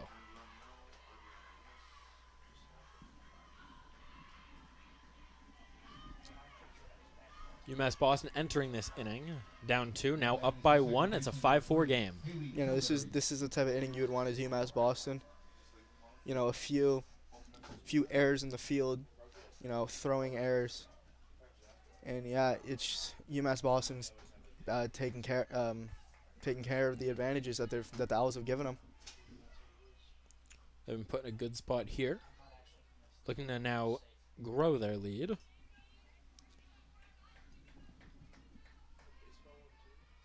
First pitch of the at-bat. The runner will go from first. No throw is made.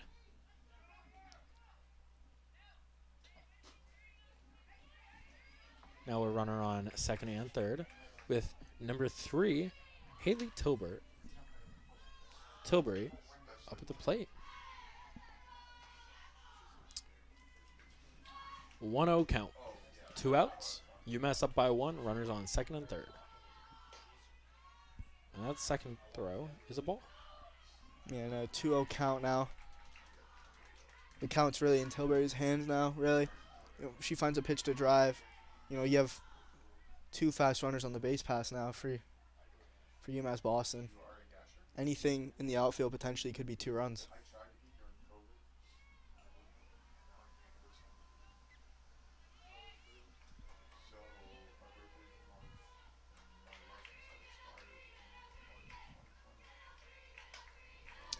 Ball's popped foul. Out of the field. And we're going to go 2-1. Keene State looking to get out of this inning and try to tie up this game at the plate. Key play here. This would be a big play for the Owls if they can get out of this one.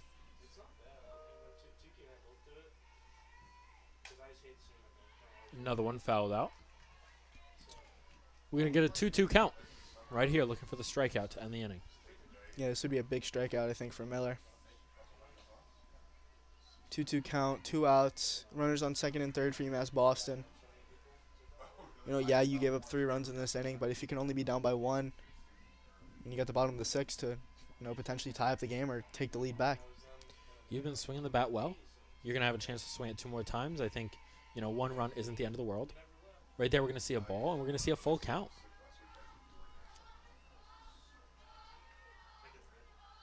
I think Carissa Miller really liked that pitch on the inside, trying to find the inside corner.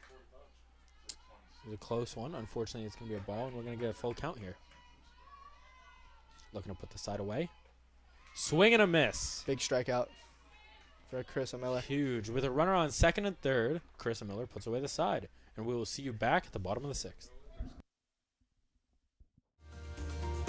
I believe sportsmanship is a mutual admiration and respect for your fellow competitors. We all go through a lot to reach the point where we compete against one another. It's important to realize that. So once we're finally on the field or on the court or on the starting block, we look at each other as fellow human beings and not just competitors. Being able to recognize the hard work that other athletes are putting in creates a more positive and inclusive environment.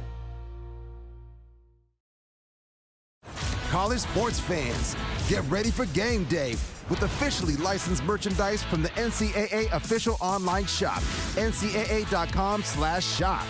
Get the whole family geared up with the best collection of apparel and accessories, including t-shirts, sweatshirts, headwear, championship gear, and more. Visit the NCAA shop for today's special offer and rep your favorite team now. Only at ncaa.com/shop.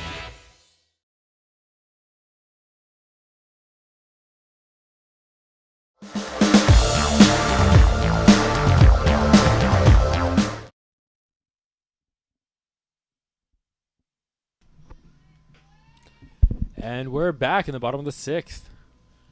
Currently UMass-Boston with a 1-run lead, a 5-4 game. This would be a really good time, for the Owls to tie this game up or even take the lead back. After a few misplays in the field and a few throwing error, giving them the lead back, this would be a good opportunity to take this lead back going into the top of the 7th. That was going to have to bounce back, and to lead off that is going to be 16 Grace Hallett.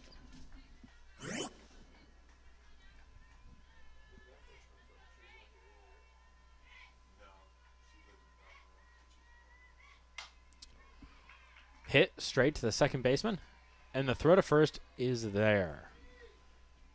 Hallett unfortunately couldn't beat the throw, and that's going to be out 1 in the bottom of the 6th. That was a really good pitch to try to find a gap.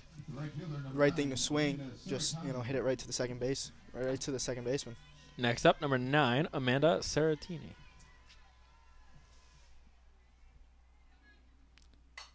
First pitch, another hit, driven out to center, and that's caught by the center fielder. We're going to see 2 outs on the first 2 batters as Keene State tries to answer a 1-run deficit.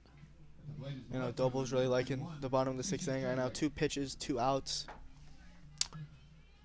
Trying to rally back with 2 outs, number 91, CC Chadwick. Really trying to take advantage of the game. She had in the first game a doubleheader. Few hits. Oof. Ball one right there. 1-0 count.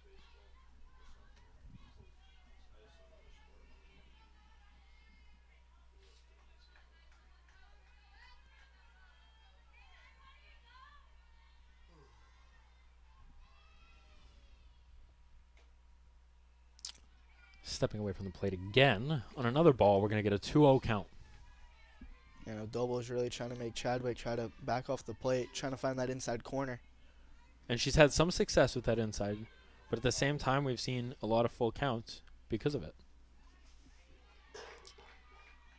Chadwick's going to take a step. 3-0. Take a swing, take a breath.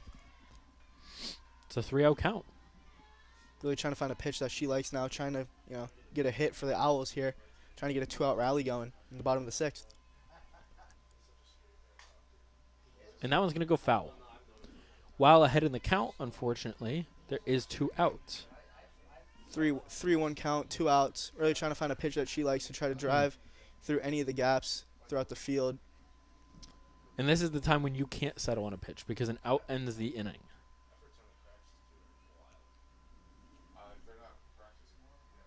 Chadwick's had really good plate discipline so far throughout these 2 games. And she looks to continue it right now. 3-1. And she's walked. Keene State is going to have a runner on first. Chadwick gets to base. And next up for your Keene State Owls, number 1, Callie Halloran. Really good opportunity now. 2 outs. Even though you have 2 outs, you got a runner on first. Ground's wet. Hands slippery, ball slippery. Errors can be made at any moment. Anything could happen. Like that. And the pitch was dropped, and Chadwick is going to get to second. Right there is a prime example. Yeah, exactly. The catcher tried to, block it. It goes off. Everything's wet right now, so the ball is just going to start moving. And, yeah, that's exactly what happened. Now we got a runner in scoring position. A single potentially could score the tying run. Second pitch of the at-bat. And that's fouled high. And into the Keene State dugout. Close call right there.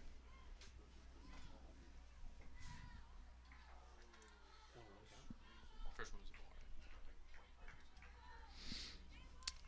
1-1 count at the plate for Halverson. Looking for her pitch to tie up the game. She swings at that one, goes to the shortstop. The throw to first is there, and that will retire the side. Your current score, your Owls are down 4-5. We'll see you at the top of the 7th. It's pretty quiet during the summer when most students are home, but that doesn't mean it's completely empty. Students are working and learning here year-round. There's tour guides and student workers like me, and students are interning all over the Monadnock region. Many of our majors require hands-on learning, and our students are working as reporters, videographers, environmental advocates, and scientific researchers to gain experience. Here's a look at what's happening right here in our city this summer.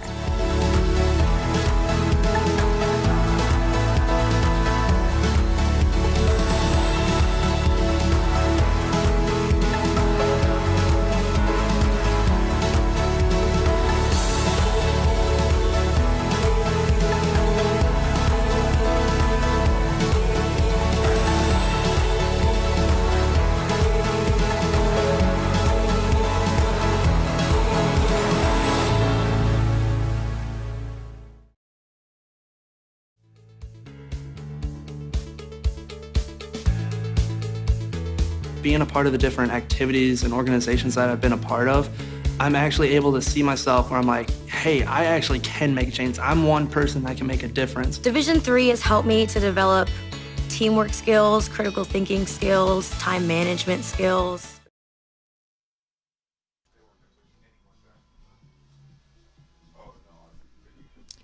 And we're back in the top of the 7th. UMass-Boston leading 5-4 against your Keene State Owls. This is the time in the game where you really need to be smart in how you field. One throwing error, obviously you saw in the 6th inning, one error could lead to a big rally from any team. So now you got to be smart when you're, grounding the ground balls and when you're throwing them over to first base, not letting it slip, really just trying to do the simple play simple. And take your time. There's no runners on base right now. 14, Sydney Sandin is up to bat. Swings at that one. And that's going to be the first strike of the count. It's going to be a 2-1 count.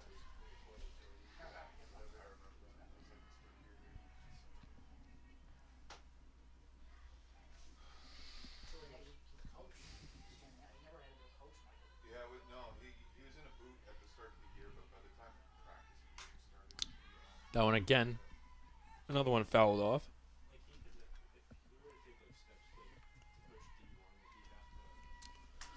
Two count for Sandin in the box.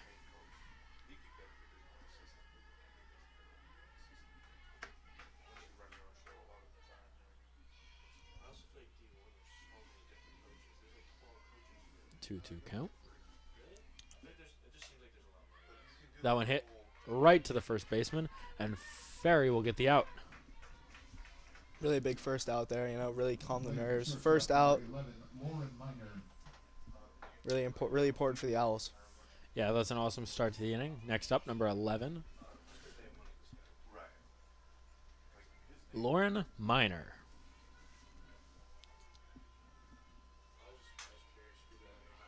Drilled to the gap, goes to right field. The throw to first is there, but after she reached the bag. Miner will be safe at first. You're really starting to see the dirt and the wet grass really getting the ball really wet now. So you're seeing a lot more softballs being changed. Trying to give the players the best opportunity to make these plays.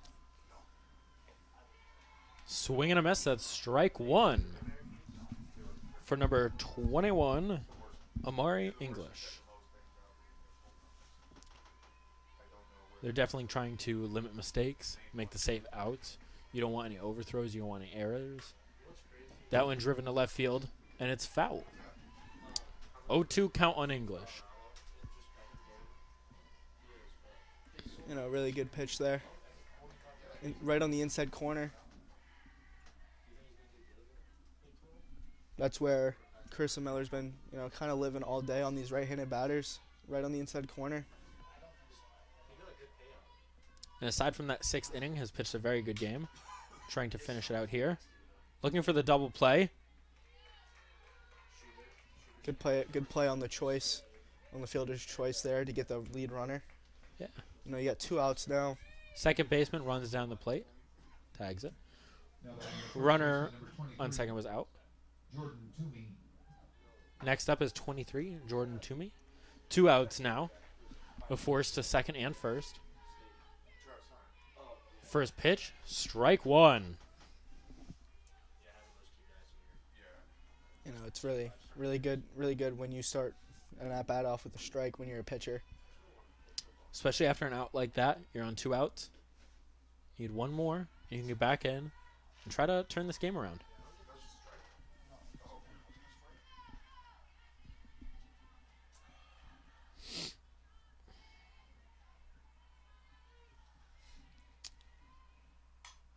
That one's fouled off. Right here, we're going to see 2 strikes. We're looking for Miller to finish this at bat and really retire the side. Get the inning, get the top of the 7th inning done. Let your offense, really try to make something happen in the bottom of the 7th. And we have seen this Keene State team put up multiple runs. Oh, and that one is popped up. Molly Murray with the catch. The top of the 7th is over. Bottom of the 7th, Keene State will have a chance to overcome this 1-run lead and take home the win. I remember writing in the 2nd grade that I wanted to be a teacher, and I always knew that I was going to be a teacher. I started school a year early, and it created challenges for me because I wasn't able to pick up material as fast as the other students. Outside of school, my Jaju would quiz me on my math facts and read with me. It showed me that even though I had challenges in school, there were still people who wanted to help me. In high school, I knew I had to work harder than everyone else to get the same results, but I had teachers that would help me in subject areas outside of their own because they could relate to how I felt. The way these interactions with my Jaju and my teachers made me feel while I was learning is the inspiration for how I'd like my students to feel. I'm able to build relationships and be vulnerable with my students when they're struggling because I've been in their shoes and I know exactly how they feel. Being able to relate to them from my own experience has become a massive asset in becoming a teacher.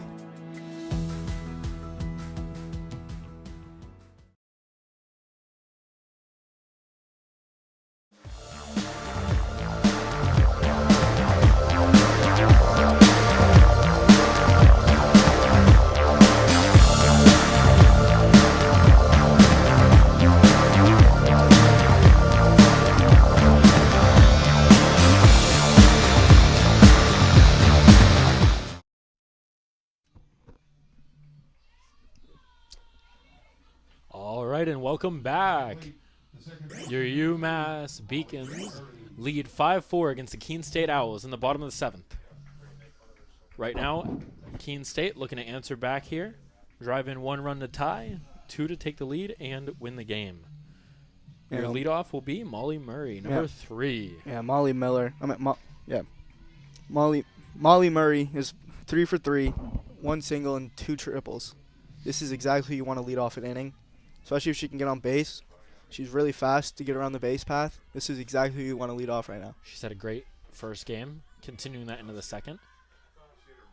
First pitch comes in, and it's a strike. 0-1 count. But in this situation, you want to see the pitch you love. Yeah, down 0-1, not really the best way you wanted to start the at-bat, but if you can find a pitch you like. Now tied up 1-1.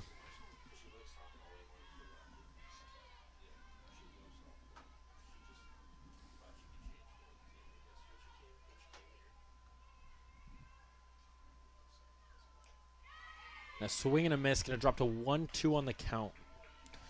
Really an aggressive swing there. Definitely trying to get some extra bases there.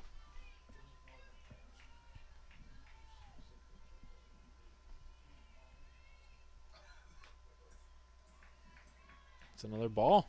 2-2 count. Good eye by Murray there. 2-2 count. Staying alive. Yeah, it's been a key factor here for both these games. All these hitters, getting into counts that give them the advantage.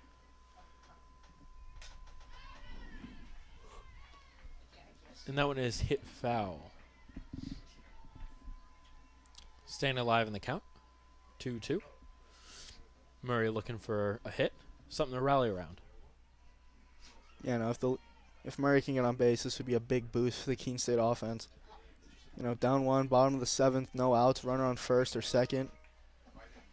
Be a big boost. That one's hit left, and it's foul.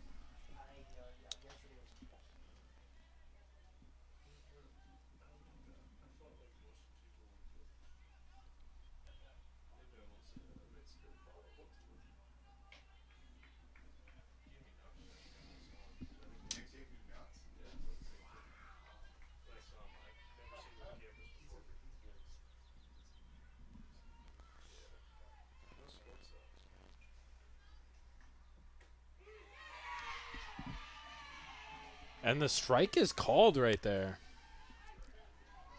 That'll be the first out of the inning. Yeah, Doble found the outside corner on Murray. Strike 3 called. Not the best start for the inning for the Owls. Down 1, bottom of the 7th. 1 out. Next up, number 19, Sarah Cody.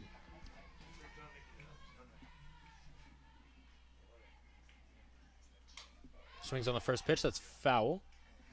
Going to be an 0-1 start.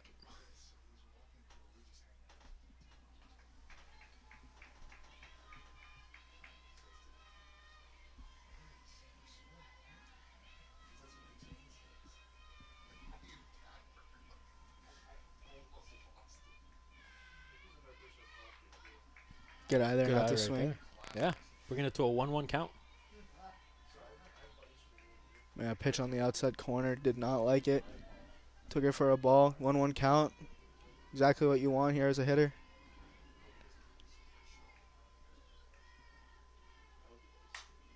Swings on that one. Driven out. Second baseman makes the catch. It's going to be 2 outs. Now we see number 23, Liv Whittier, taking the plate. You know, Gonna need something big right here.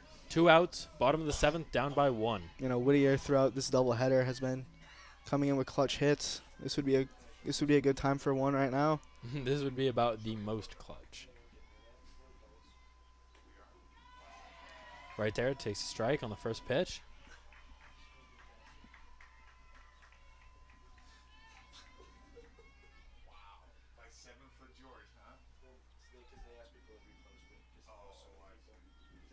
Second pitch. Finds Finds the a gap. Save it first. It's overthrown. Pitch is overthrown. Looking to go to second. second. She's going for 2. Whittier safe at second. You know, What a that's play. You know, 0-1 count down. You find that gap between the first baseman, second baseman. You know, and then you get a bad throw from the right fielder trying to throw her out at first. Yeah, the goes awareness over. to take 2 Goes over. It's so important right there. I mean, now if Mia Ferry, you know, gets a single, potentially send her home. You can tie this game right up. Exactly. You know, I don't know. I'm not sure if that throwing error is going to come back to haunt UMass-Boston, but you know, it easily it certainly could.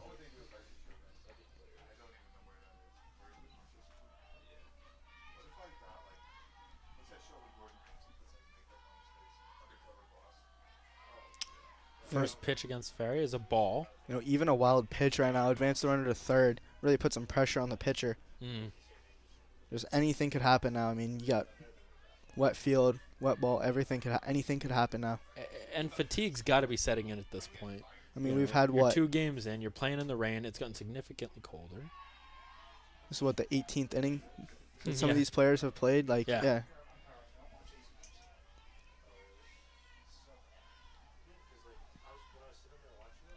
1-1 count.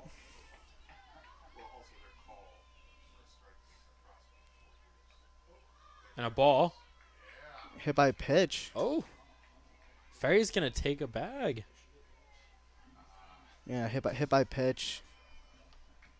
Runners on first and second now.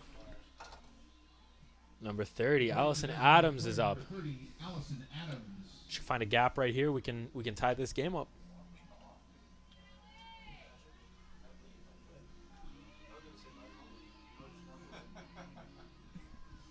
Adams up to bat.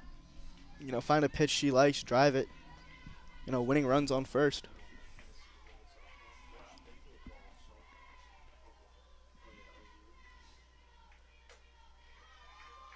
First pitch, ball 1. Really good eye.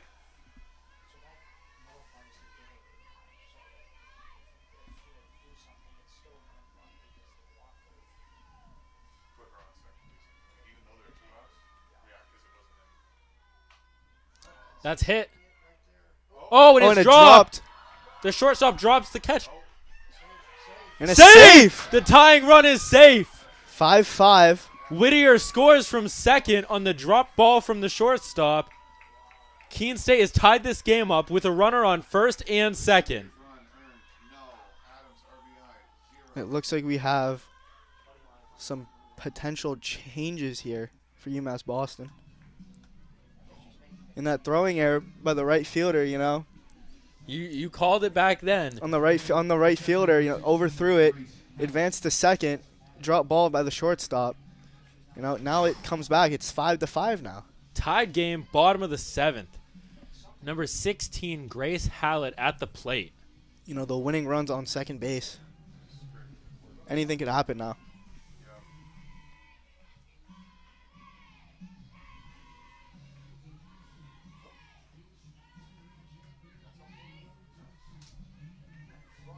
Crazy how quickly one play can change a whole inning.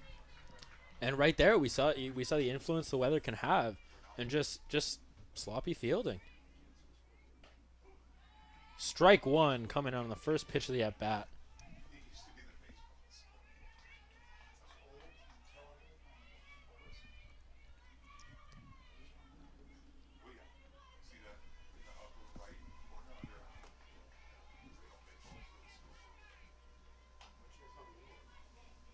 Foul. That one was fouled off. It's going to be strike 2. 0-2 count. Really good. Really good pitch there for Doble. You know, finding that inside corner.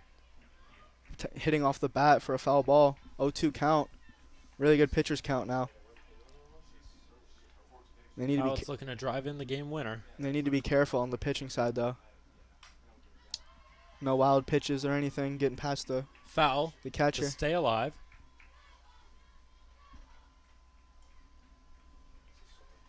They need to be careful. Make sure that nothing gets past the catcher or anything, because both runners will advance to second and third.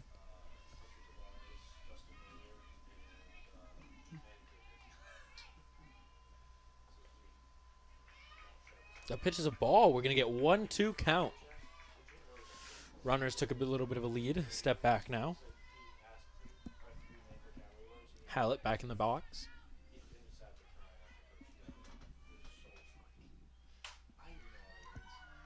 And that's back, and it's caught. We'll be right back with some extra innings.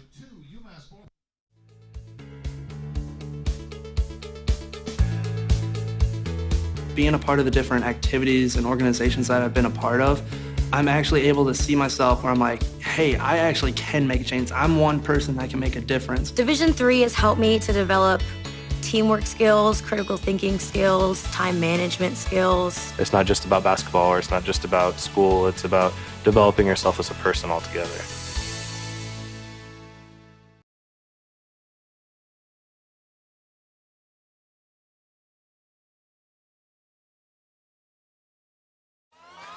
All right, pay attention. Welcome to Fandom 101. We'll cover the tools of the trade, from foam fingers in the wave to the super secret wave. How's that for a course description? Lesson 1, your game starts long before the opening whistle, so arrive prepared. 2, if something piques your interest, raise your hand. And 3, work in groups. NCAA championships, attendance is encouraged, passion is mandatory. Get your seats today at ncaa.com/tickets. Class dismissed. Comprehensive learning is being able to adapt to experiences and apply the things that I learned. Being an athlete and juggling academics helped me grow as a person, and things that I've learned, I was able to apply it in another field, putting them into everyday life.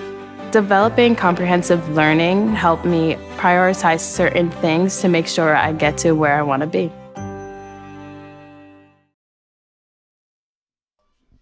We're back here at the Owl Athletic Complex.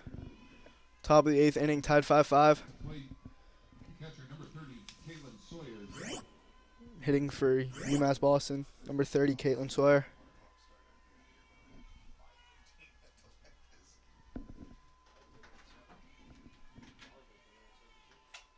First pitch, foul ball.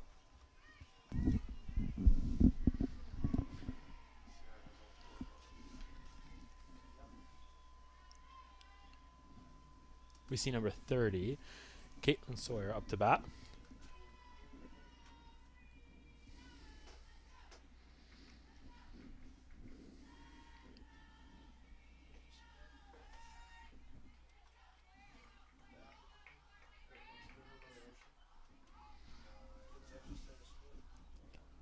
All right, we got a 1-1 count here. Top of the 8th, tied 5-5. Ball 2.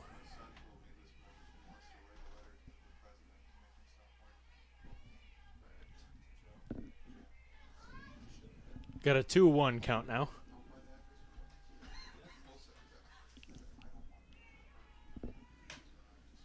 That one's tipped up. And it's out. Foul ball. 2-2 count.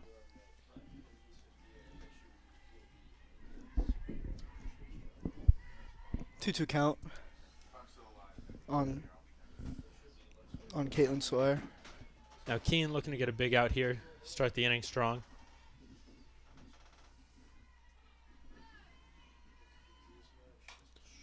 Right there. Hit right back to Miller. Makes the throw to first. Really good play. You know, ball got under her glove. Still worked hard, though, to get the ball and throw it to first. Wasn't able to clean it fieldly, but was able to at least stop it. Good throw there. Next up for the UMass-Boston is number 5, Kaylee Bruce.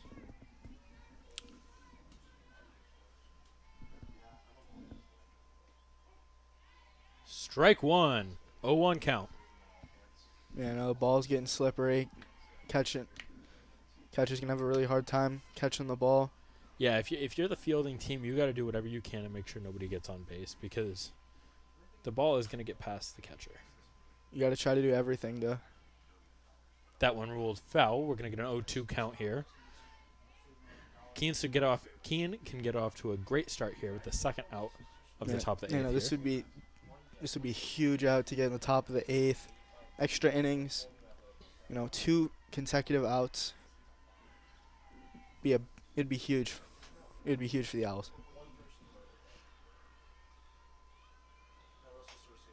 That one's fouled off to stay alive.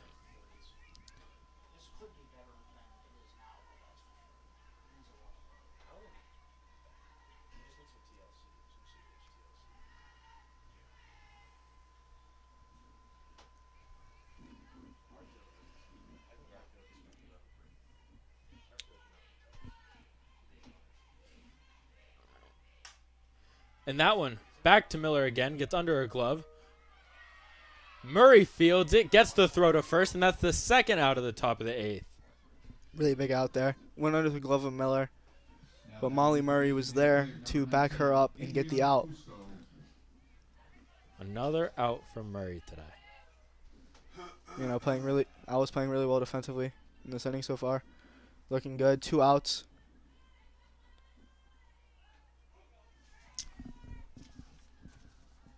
Showed bunt right there by Adriana Fusco. Called a strike. 0-1 count.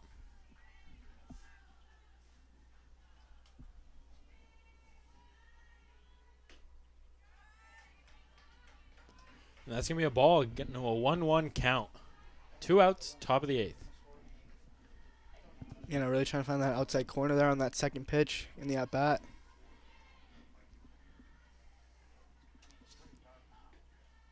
Owls looking to put this top of the 8th away.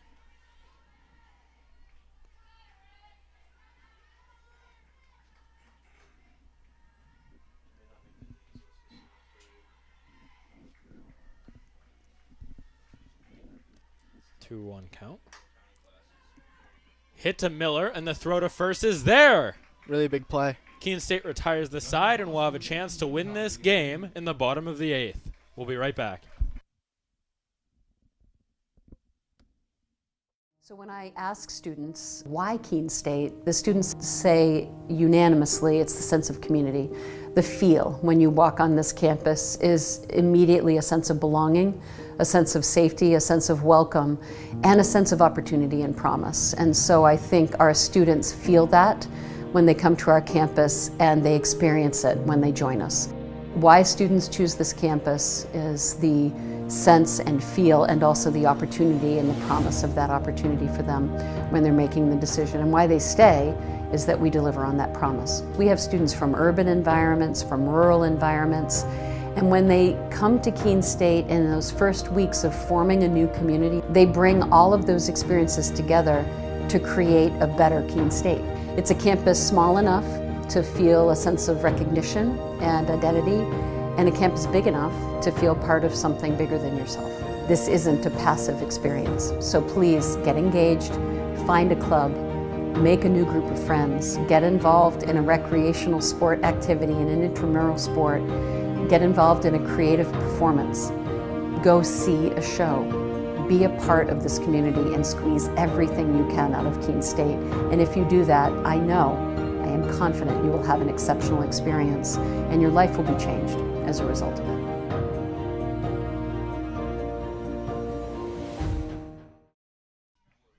And we're back. Bottom of the 9th, tied 5-5. Your Owls looking to take the lead and the win. That ball is hit foul, right side, and it is caught for Amanda Saratini. Out. First out of the inning. It's a big relief for UMass-Boston and the pitcher, Doble. First pitch, getting out, calm everyone down in the field. 1 out now for the Owls. Now right here. Next up, 91, CC Chadwick. looking to get on base and potentially be the winning run for the Owls. First pitch is a ball. We're going to start with a 1-0 count.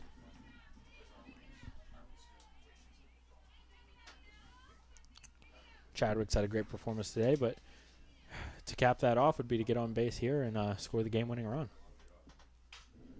Right there. Deep left field. And it's caught by this left fielder. Nice pop off the bat there. Just couldn't get enough depth on it. Really good sound off the bat. Next up, number 1, Callie Halverson. Looking to get on base, looking to set the tone. Down 2 outs already. Tied game, bottom of the 8th. First pitch strike.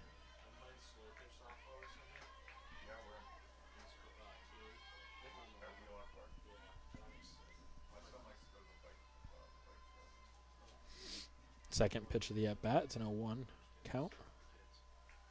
And that's a ball. You're going to get a 1-1 count for Halverson.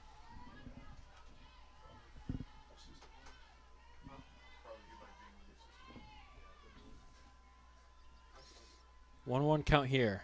Get on base or even in scoring position would be a big help for the Owls. That one's fouled off. Going to get a 1-2 count.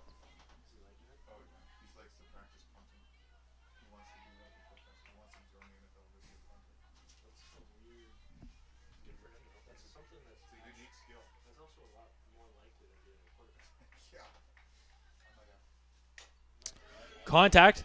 It rolls fair. Yeah, no throw. Halverson to first. Yeah, no throw on the play. The catcher was trying to be smart. They're not trying to, make another throwing error. By the time the ball was fielded, she was almost there, and especially after the errors we've seen at first earlier today, I'm sure they don't want to let anyone into range. Especially the way, everyone's been misthrowing, having miscues on the on throwing side of the ball. It was definitely the smart play. Next up, number 3, Molly Murray. First pitch is a ball. Start off with a 1-0 count. And we've seen Molly have big plays today throughout both games. But really a hit today, a hit right now at this at-bat would be a big deal.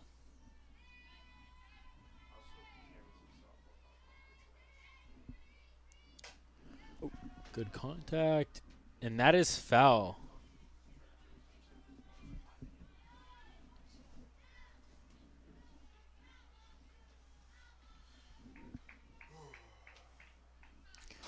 Murray, 1-1 count. Looking to add another hit to the tally for the second game of the day.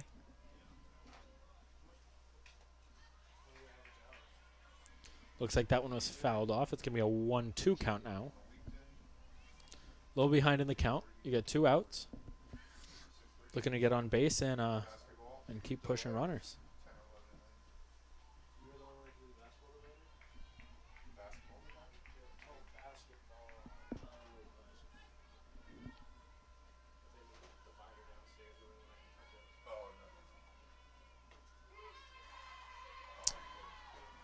And the ref calls that one a strike.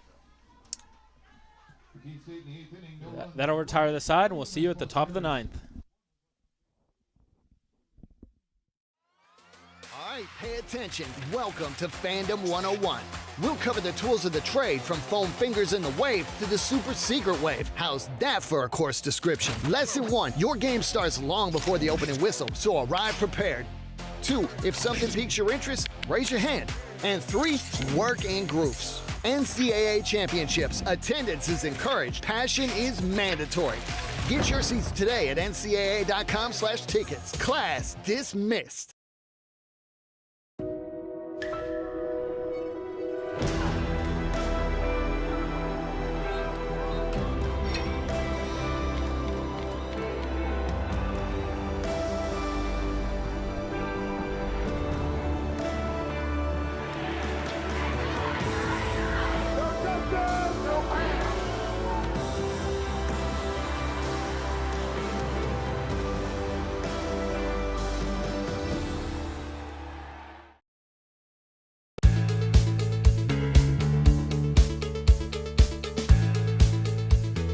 being a part of the different activities and organizations that I've been.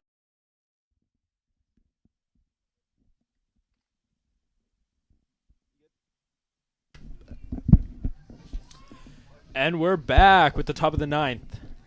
Right now, Keene State all tied up 5-5 with the UMass-Boston Beacons. Leading off for the Beacons in this one will be number 8, Sophie Richland.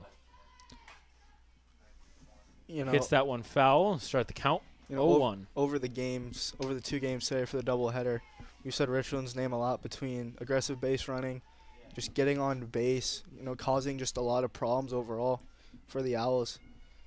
UMass-Boston's hoping that she comes up with another clutch hit here. And like you said, not only getting on base, but these are 2 really close games, and the ability to get on base when it matters. She's been able to keep these games close and it's keep UMass in it. It's extra innings. Anything could happen. One play, could turn around a whole inning, like we saw in the bottom of the 7th. One throwing error turns out to be an Owls run, and now we're here in the top of the 9th, 5-5. Right there, that second pitch was a ball. We're gonna get a 1-1 count.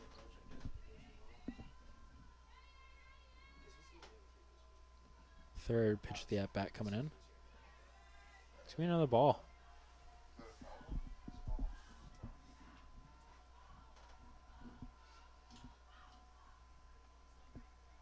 Switching the ball again. Like we said, the rain has started to slow down, but the ground is already wet and it's already done its damage to the field. It's starting to get really muddy on the field.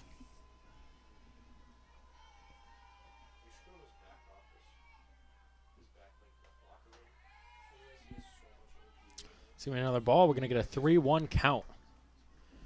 Miller has dug herself out of multiple counts like this. We'll see what she can do here. Yeah, she's hoping for a big strike here against Richland. And that's a ball. You're going to walk Richland in the top of the 9th. Miller and the whole Owls infield need to be aware of where Richland is at all times. She's really fast, either taking big leads or, just trying to steal a base. Next up, number 3, Haley Tilbury.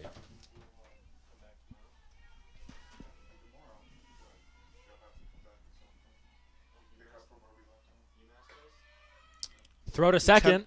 Steal attempt. She's out. She's out. Really big Fantastic throw. play, especially in the rain. We've seen a lot of conservative throws. We've seen a lot of throws just not get made because of the wet ground and the wet ball. But right there, we saw Sophia Richland try to take second and was thrown out. Really good throw over and a really good tag too to get Richland out. For the Owls, that's a really big, that's a really good push because, now there's no runner on the base pass who's really fast and can score basically on any play. And now the Owls can relax now. 1 out. You got an out. It's a great start. And it's a 1-1 count. That's going to be 2. You're going to get a 1-2 count now. 2 strikes. Miller's trying to end the at-bat right here with another strike. This would be a big strikeout on, really 2 really good players for UMass-Boston just to get through this part of the order. Whew. Really good pitch there. That's strike 3. Really big pitch there by Carissa Miller. You got the throw out at second base on the stolen base attempt, and then just this big strikeout for Miller. Now at bat, number 14, Sydney Sandon. Miller looking to close out this inning here and try to get her team back in the plate. Strike 1 on the first pitch. 0-1 count.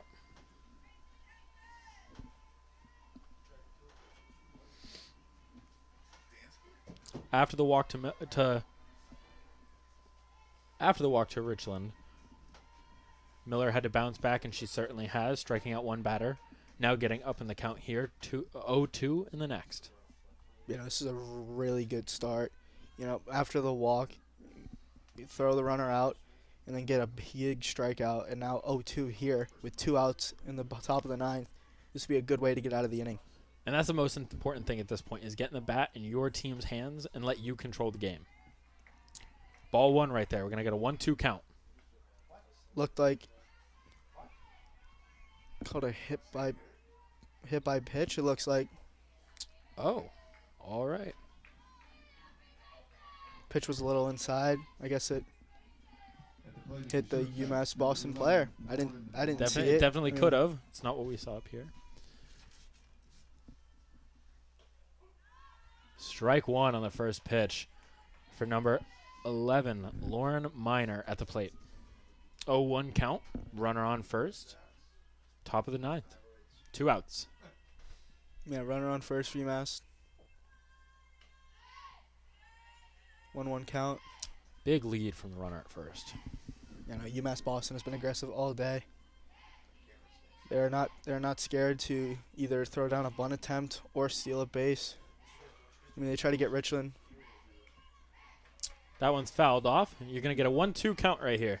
You know, they tried to get their fastest runner, Richland, in a scoring position, really set them up to score a run here in the top of the ninth, but they got thrown out. And that might backfire now. With a 1-2 count, one more strike puts the top of the ninth away.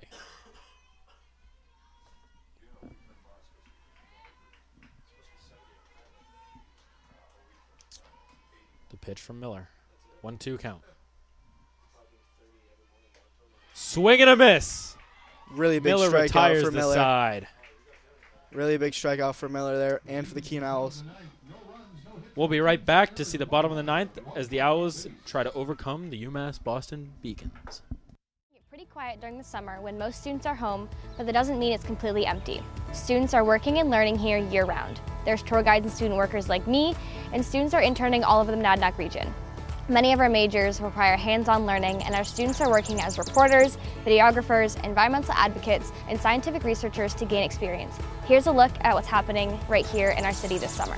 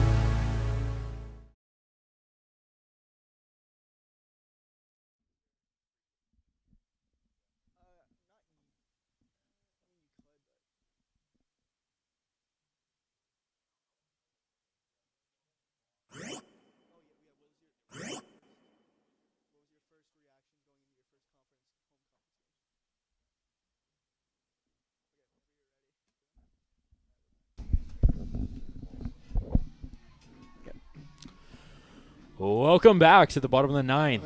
It's currently 5-5, and your Keene State Owls have a chance to put this game away with one more run. Currently at bat number 19, Sarah Cole. Cody.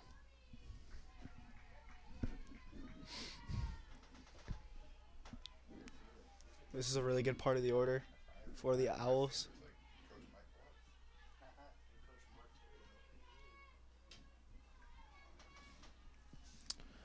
One-0 count.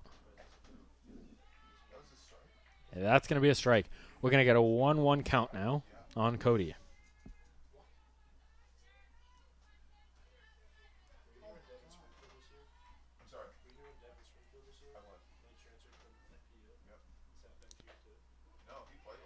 That's the second strike. We're going to get a 1-2 count now. Yeah, the umpire's really starting to call that outside pitch on the outside part of the strike zone. Doble is definitely trying to start targeting that part of the strike zone. Just foul tip to stay alive. And like you said, Doble has been searching for that now. She's currently 10 innings into the game. And 9 innings. I mean, yeah, about to be 8 innings. Yes. 8 innings into the game, yeah. And she's starting to figure out, you know, this umpire strike zone. It's been kind of inconsistent on the inside pitches, but on the outside, it's been really, he's really kept it fair on the outside part of the plate. We're looking at a 1-2 count. Fouled off again, staying alive. Really doing a good job. staying alive, forcing Doble to throw more pitches in at-bats that, she probably doesn't want to.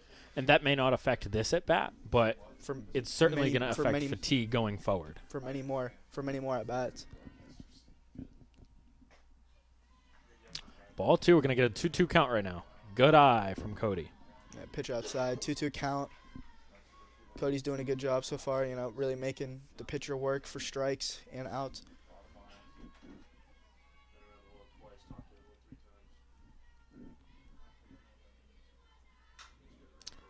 Hit down the first base line, and it's foul. Going to stay alive in the count, though. Yeah, a little check swing there through the zone. Stay alive, going to see another pitch. Ball landed foul. Really staying alive here in the count, which is good.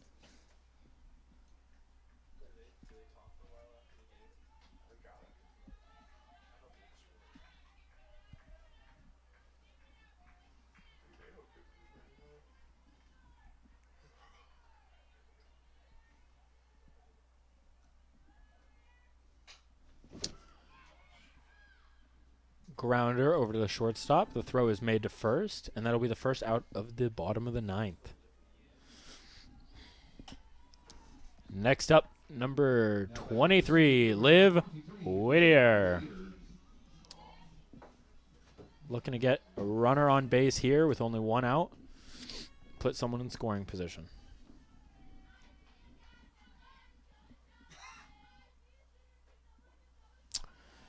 First pitch. Strike one.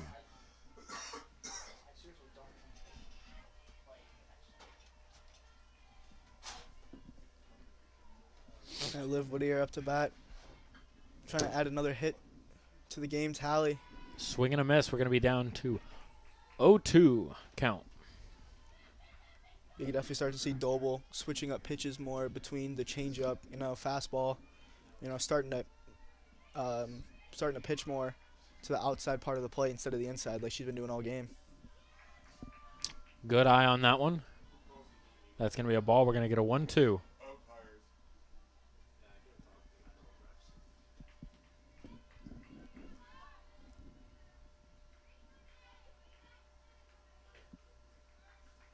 Another ball. We're going to get a 2-2 count.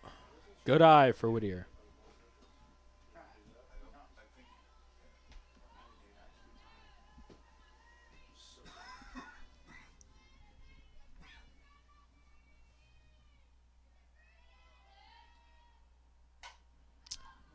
That's hit to the right fielder, and it's caught for the second out of the bottom of the 9th.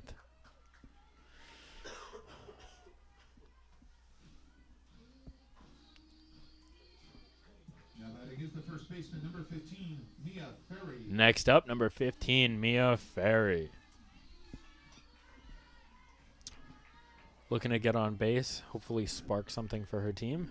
Start a 2-out rally here for the Owls. That's going to be a ball. Ball 1, 1-0 count.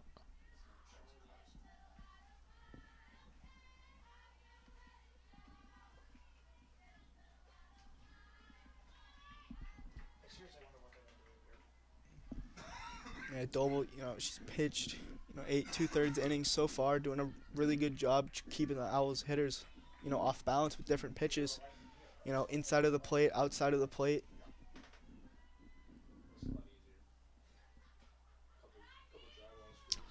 Another ball is called. We're going to get a 2-0 count.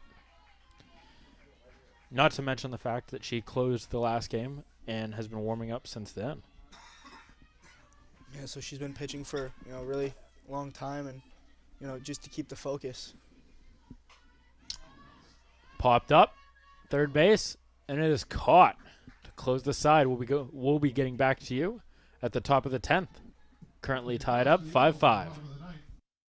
College sports fans, get ready for game day with officially licensed merchandise from the NCAA official online shop, ncaa.com/shop.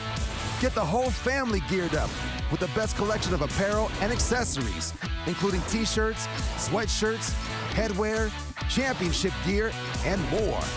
Visit the NCAA shop for today's special offer and rep your favorite team now. Only at ncaa.com/shop.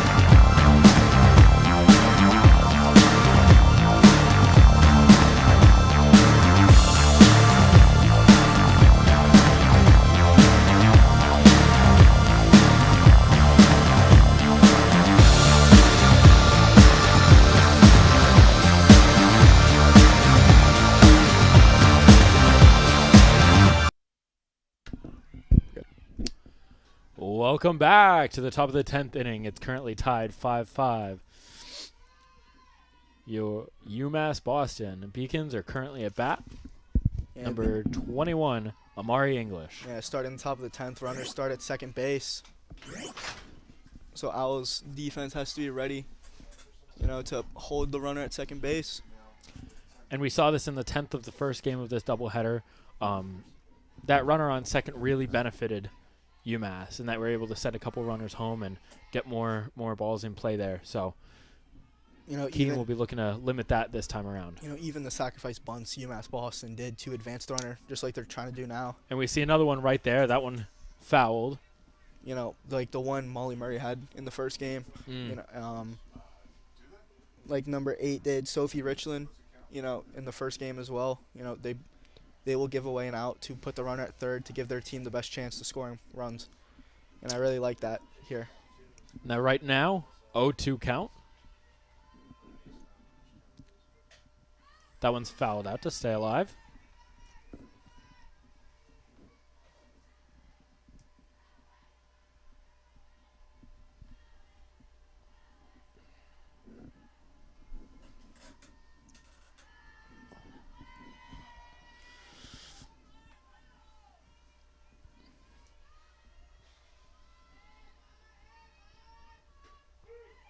Strike 3.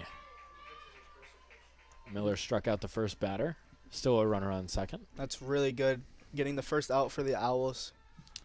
Runner still on second base, but we got the strikeout, and now you got one out. Top of the 10th. Next up, number 23, Jordan Toomey. And that first out is huge. You wanna limit any kind of sacrifice plays that can play. Right there, big lead off second. Currently, the runner on second is number 11, Lauren Miner.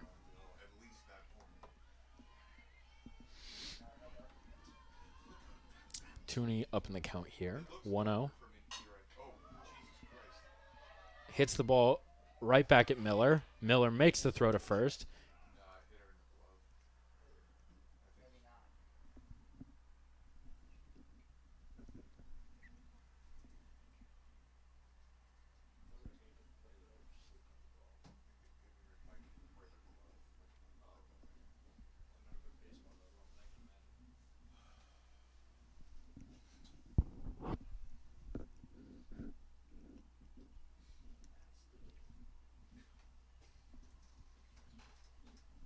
Got the trainer out there looking at Miller.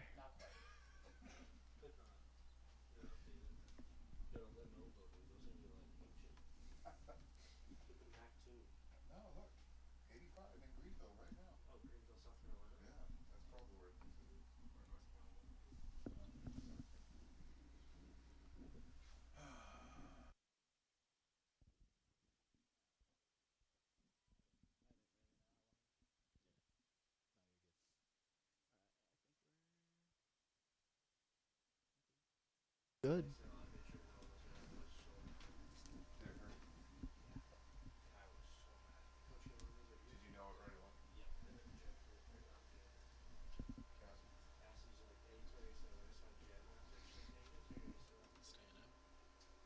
Yeah.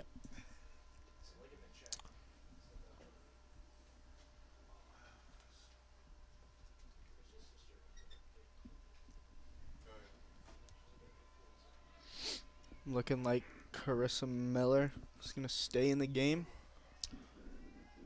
Got the second out. Runner advanced to third base, but 2 outs, which is good for the Owls. No sacrifice play here. 0-0 count. First pitch of the at-bat.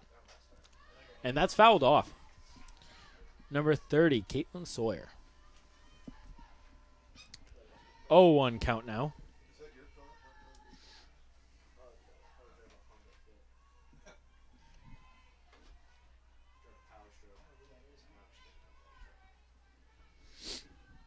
Second pitch of the at-bat coming in. And that is hit to center field.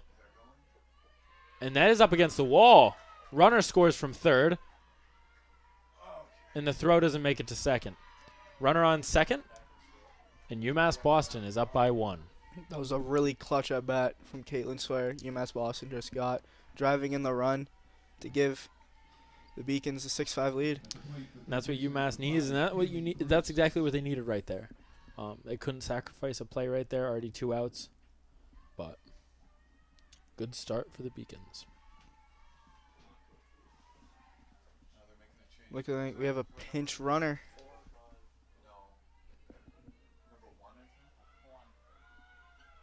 What number? Thanks for the help. I think it's number 1.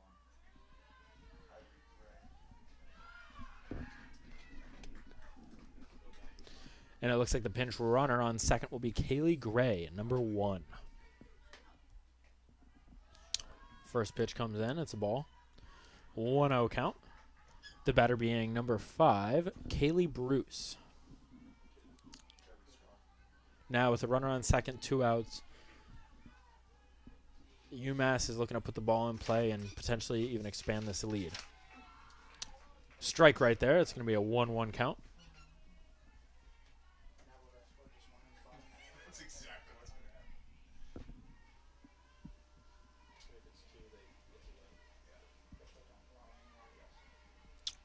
Really good change of speeds there by Miller to really fool the batter. With a swing there, it's going to be a 1-2 count. 2 strikes on Bruce. One more, puts the side away, and Keene State will have a chance to rebuttal. You know, this would be a good way. You know, runner on second, big double, produced by Caitlin Sawyer at UMass-Boston. This would be big. You know, only to go down 1. You know, bottom of the 10th, you get a chance now with a runner starting at second. Strike 3, and the side is retired. Current score of 6-5 with UMass-Boston having the lead. We'll see you at the bottom of the 10th.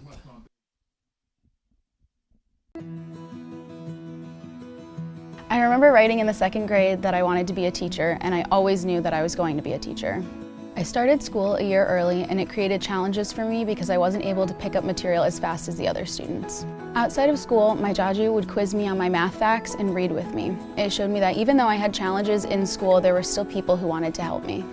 In high school, I knew I had to work harder than everyone else to get the same results, but I had teachers that would help me in subject areas outside of their own because they could relate to how I felt.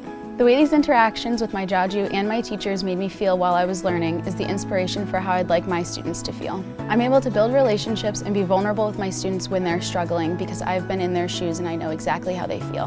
Being able to relate to them from my own experience has become a massive asset in becoming a teacher.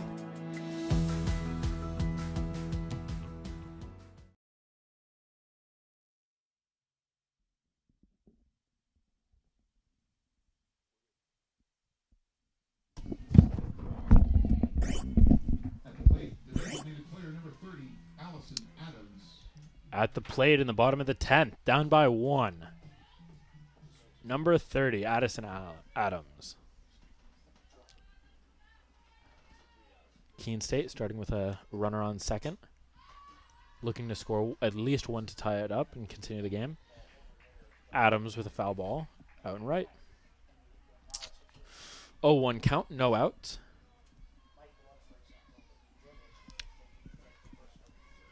Keene really just needs one big hit here to be able to tie this game up.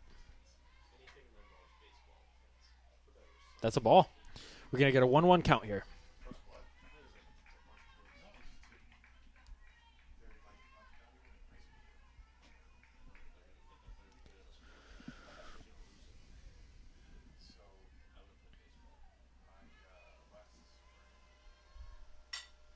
Contact there, driven into the gap. The runner from second's going to home. The runner is out. Big throw from the outfield. Ferry is out. Now with the runner on first, one out. Number 16, Grace Hallett is going to take the plate. Carissa Miller at the plate. The catcher, number 16, Grace Hallett.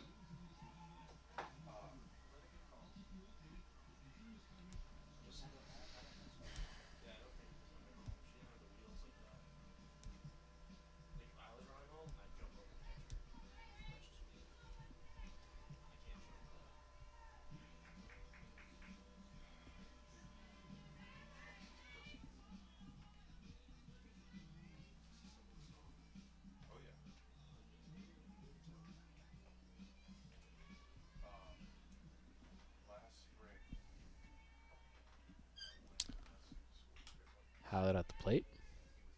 One out, bottom of the 10th. Runner on first, down by one. First pitch is a ball.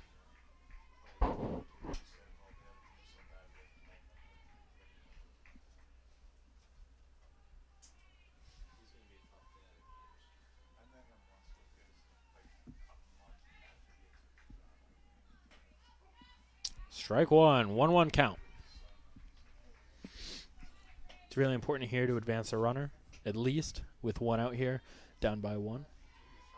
You know, big pitch there. Get the count 1-1, one out. Potential double play to end the game for UMass-Boston. Strike two, swing and a miss. We're going to get a 1-2 count now.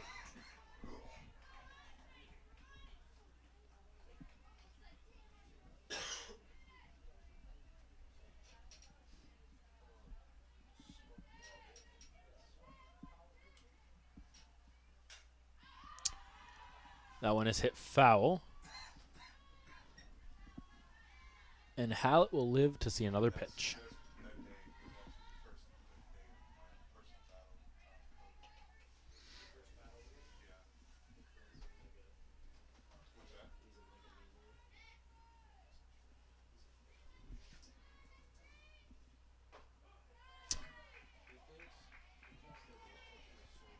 I'm called a strike right there, and we're going to get a 1-2 count.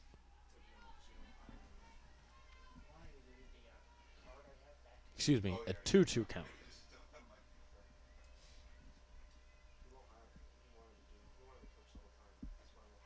Swing and a miss from Hallett, and that's gonna be the second out of the bottom of the 10th. Now 2 outs, runner on first. Keene needs to send at least one home to tie it. Next up at the plate, number 9, Amanda Saratani.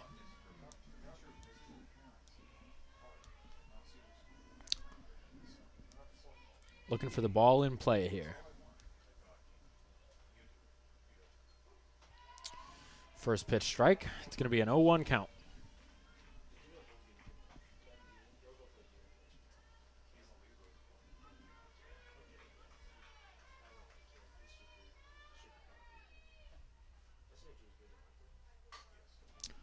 Contact down to the shortstop. Amanda trying to outrun it, and she can't outrun the throw. The throw got there, out at first. And that will conclude this one. UMass-Boston won this one 6-5.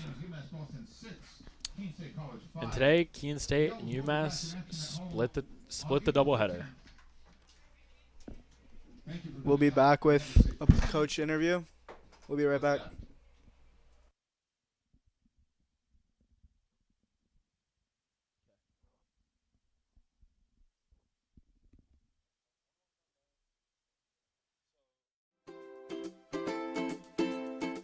If you could only eat one food for the rest of your life, what would it be? I'm probably gonna have to go with Chipotle, if that counts, because then I can change it up every once in a while, and it's something that I order basically every day here anyways. Favorite movie? I'm gonna have to go with Grown Ups.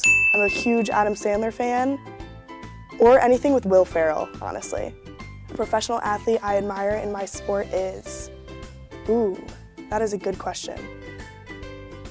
I'm gonna have to go with my club volleyball coach who actually played for the USA team. Her name's Kat Minyard. She is super inspiring and someone that I definitely look up to through my experiences playing college volleyball as well as growing up and learning how to play. One thing my coach always says at practice is, so my coach definitely talks a lot about drills. However, he does always talk about how communication is key, and I feel like that's a sport-wide thing. I don't think that's only us. And he just reminds us of it every day, and it's something that's definitely engraved in my mind. Dogs or cats? I'm gonna have to go with dogs.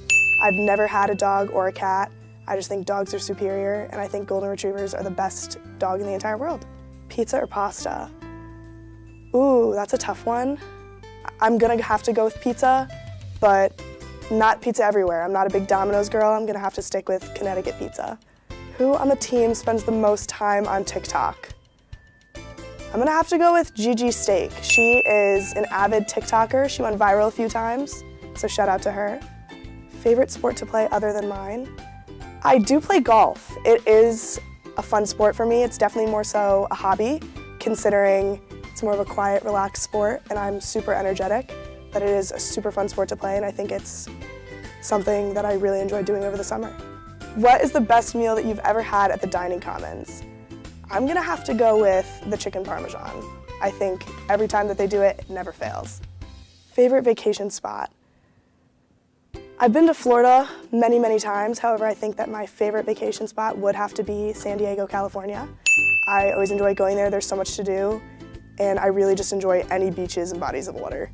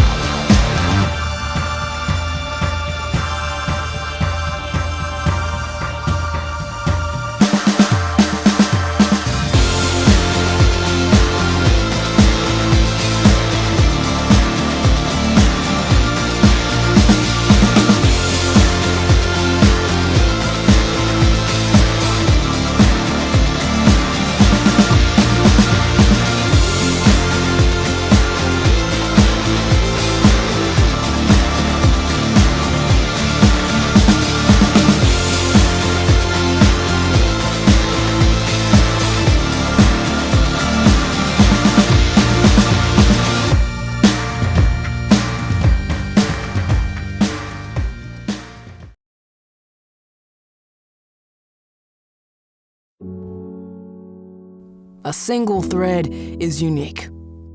Like each of us, full of purpose and potential. A strand designed to connect, strengthen, and unite.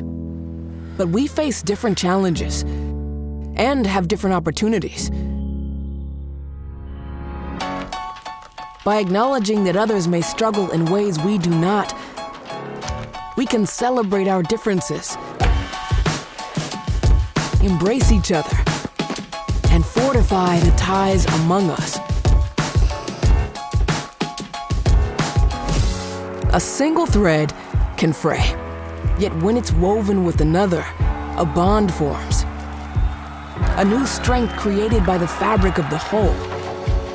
Let's embrace the fabric we make together, the diversity of our threads, to reach beyond ourselves and overcome the impossible. The true power of our game comes from unifying our individual backgrounds, connecting our unique stories, enabling us to be stronger, braver, greater. We can achieve so much more when we are all as one. What a season! The confetti is gonna fall. There she goes, and she's got it! How sweet is this, and how wonderful for the sport!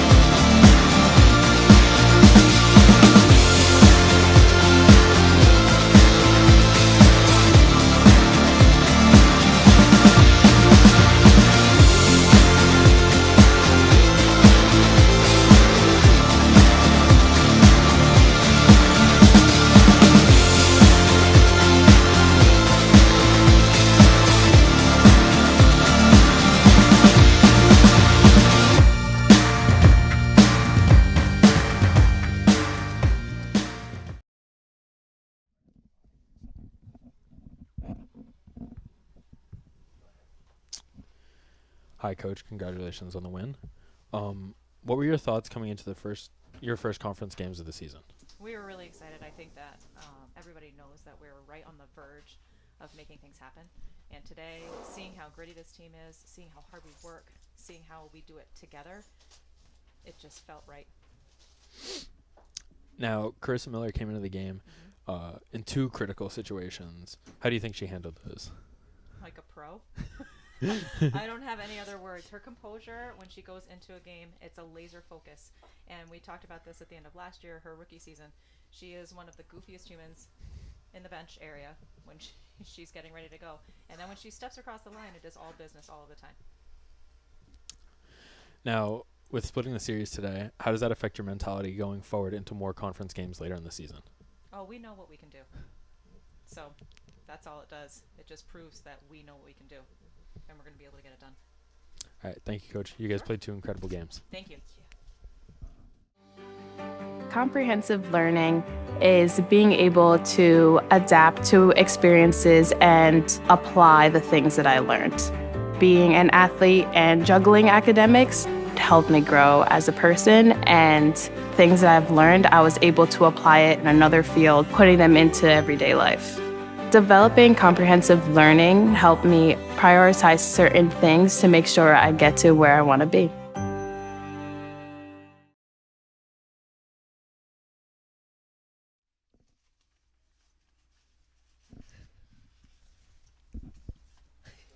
Oh no, hold on. Oh, there we go. All right. Okay, I'm here joined by number 4, Carissa Miller. You came in 2 really clutch situations pitching, but you scored the game-winning run in the first game. What did you see during that play? Yeah, so my teammate hit the ball to right field, and it was kind of a shallow hit, a pop fly, so I knew that it would be too much for me to just tag up and go. So I thought I'd tag up and then look like I was going to force a throw on that, and she did throw. She overthrew it, which is exactly what I wanted, and I went home. You know, these were your first 2 conference games of the season. Where do you think your team stands in the conference now? I think our conference for the LEC always has been super tight. It doesn't matter where you're ranked. Every single team is so tight, and there's no reason that every single time we play a game we can't be right in it with every team. So I think that we're right up there. We're close with every single team as long as we show up and we play our game.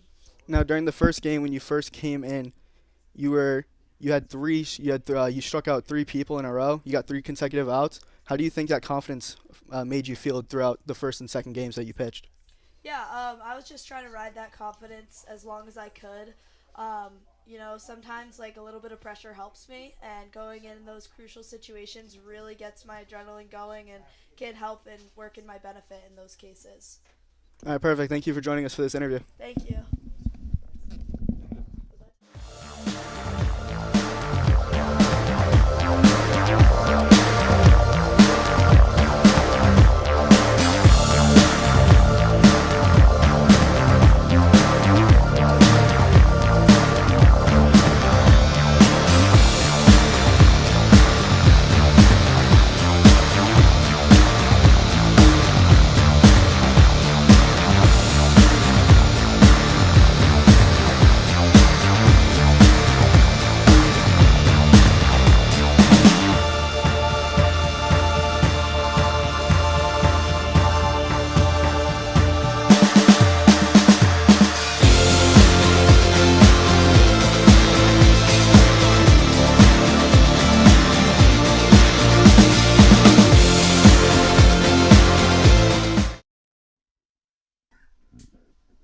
This is Reed Rampanelli, joined by Ryan Miller, and those are 2 great games from the Keene State Owls today, wrapping up both in extra innings, winning the first one 7-6, and losing the second 5-6. Yeah, thank you for joining us. The softball team heads over to Castleton on Saturday, and thank you for joining the stream. You have been watching a Keene State Athletics broadcast on the Owls Media Network. Please tune in to our next broadcast, and thank you for watching.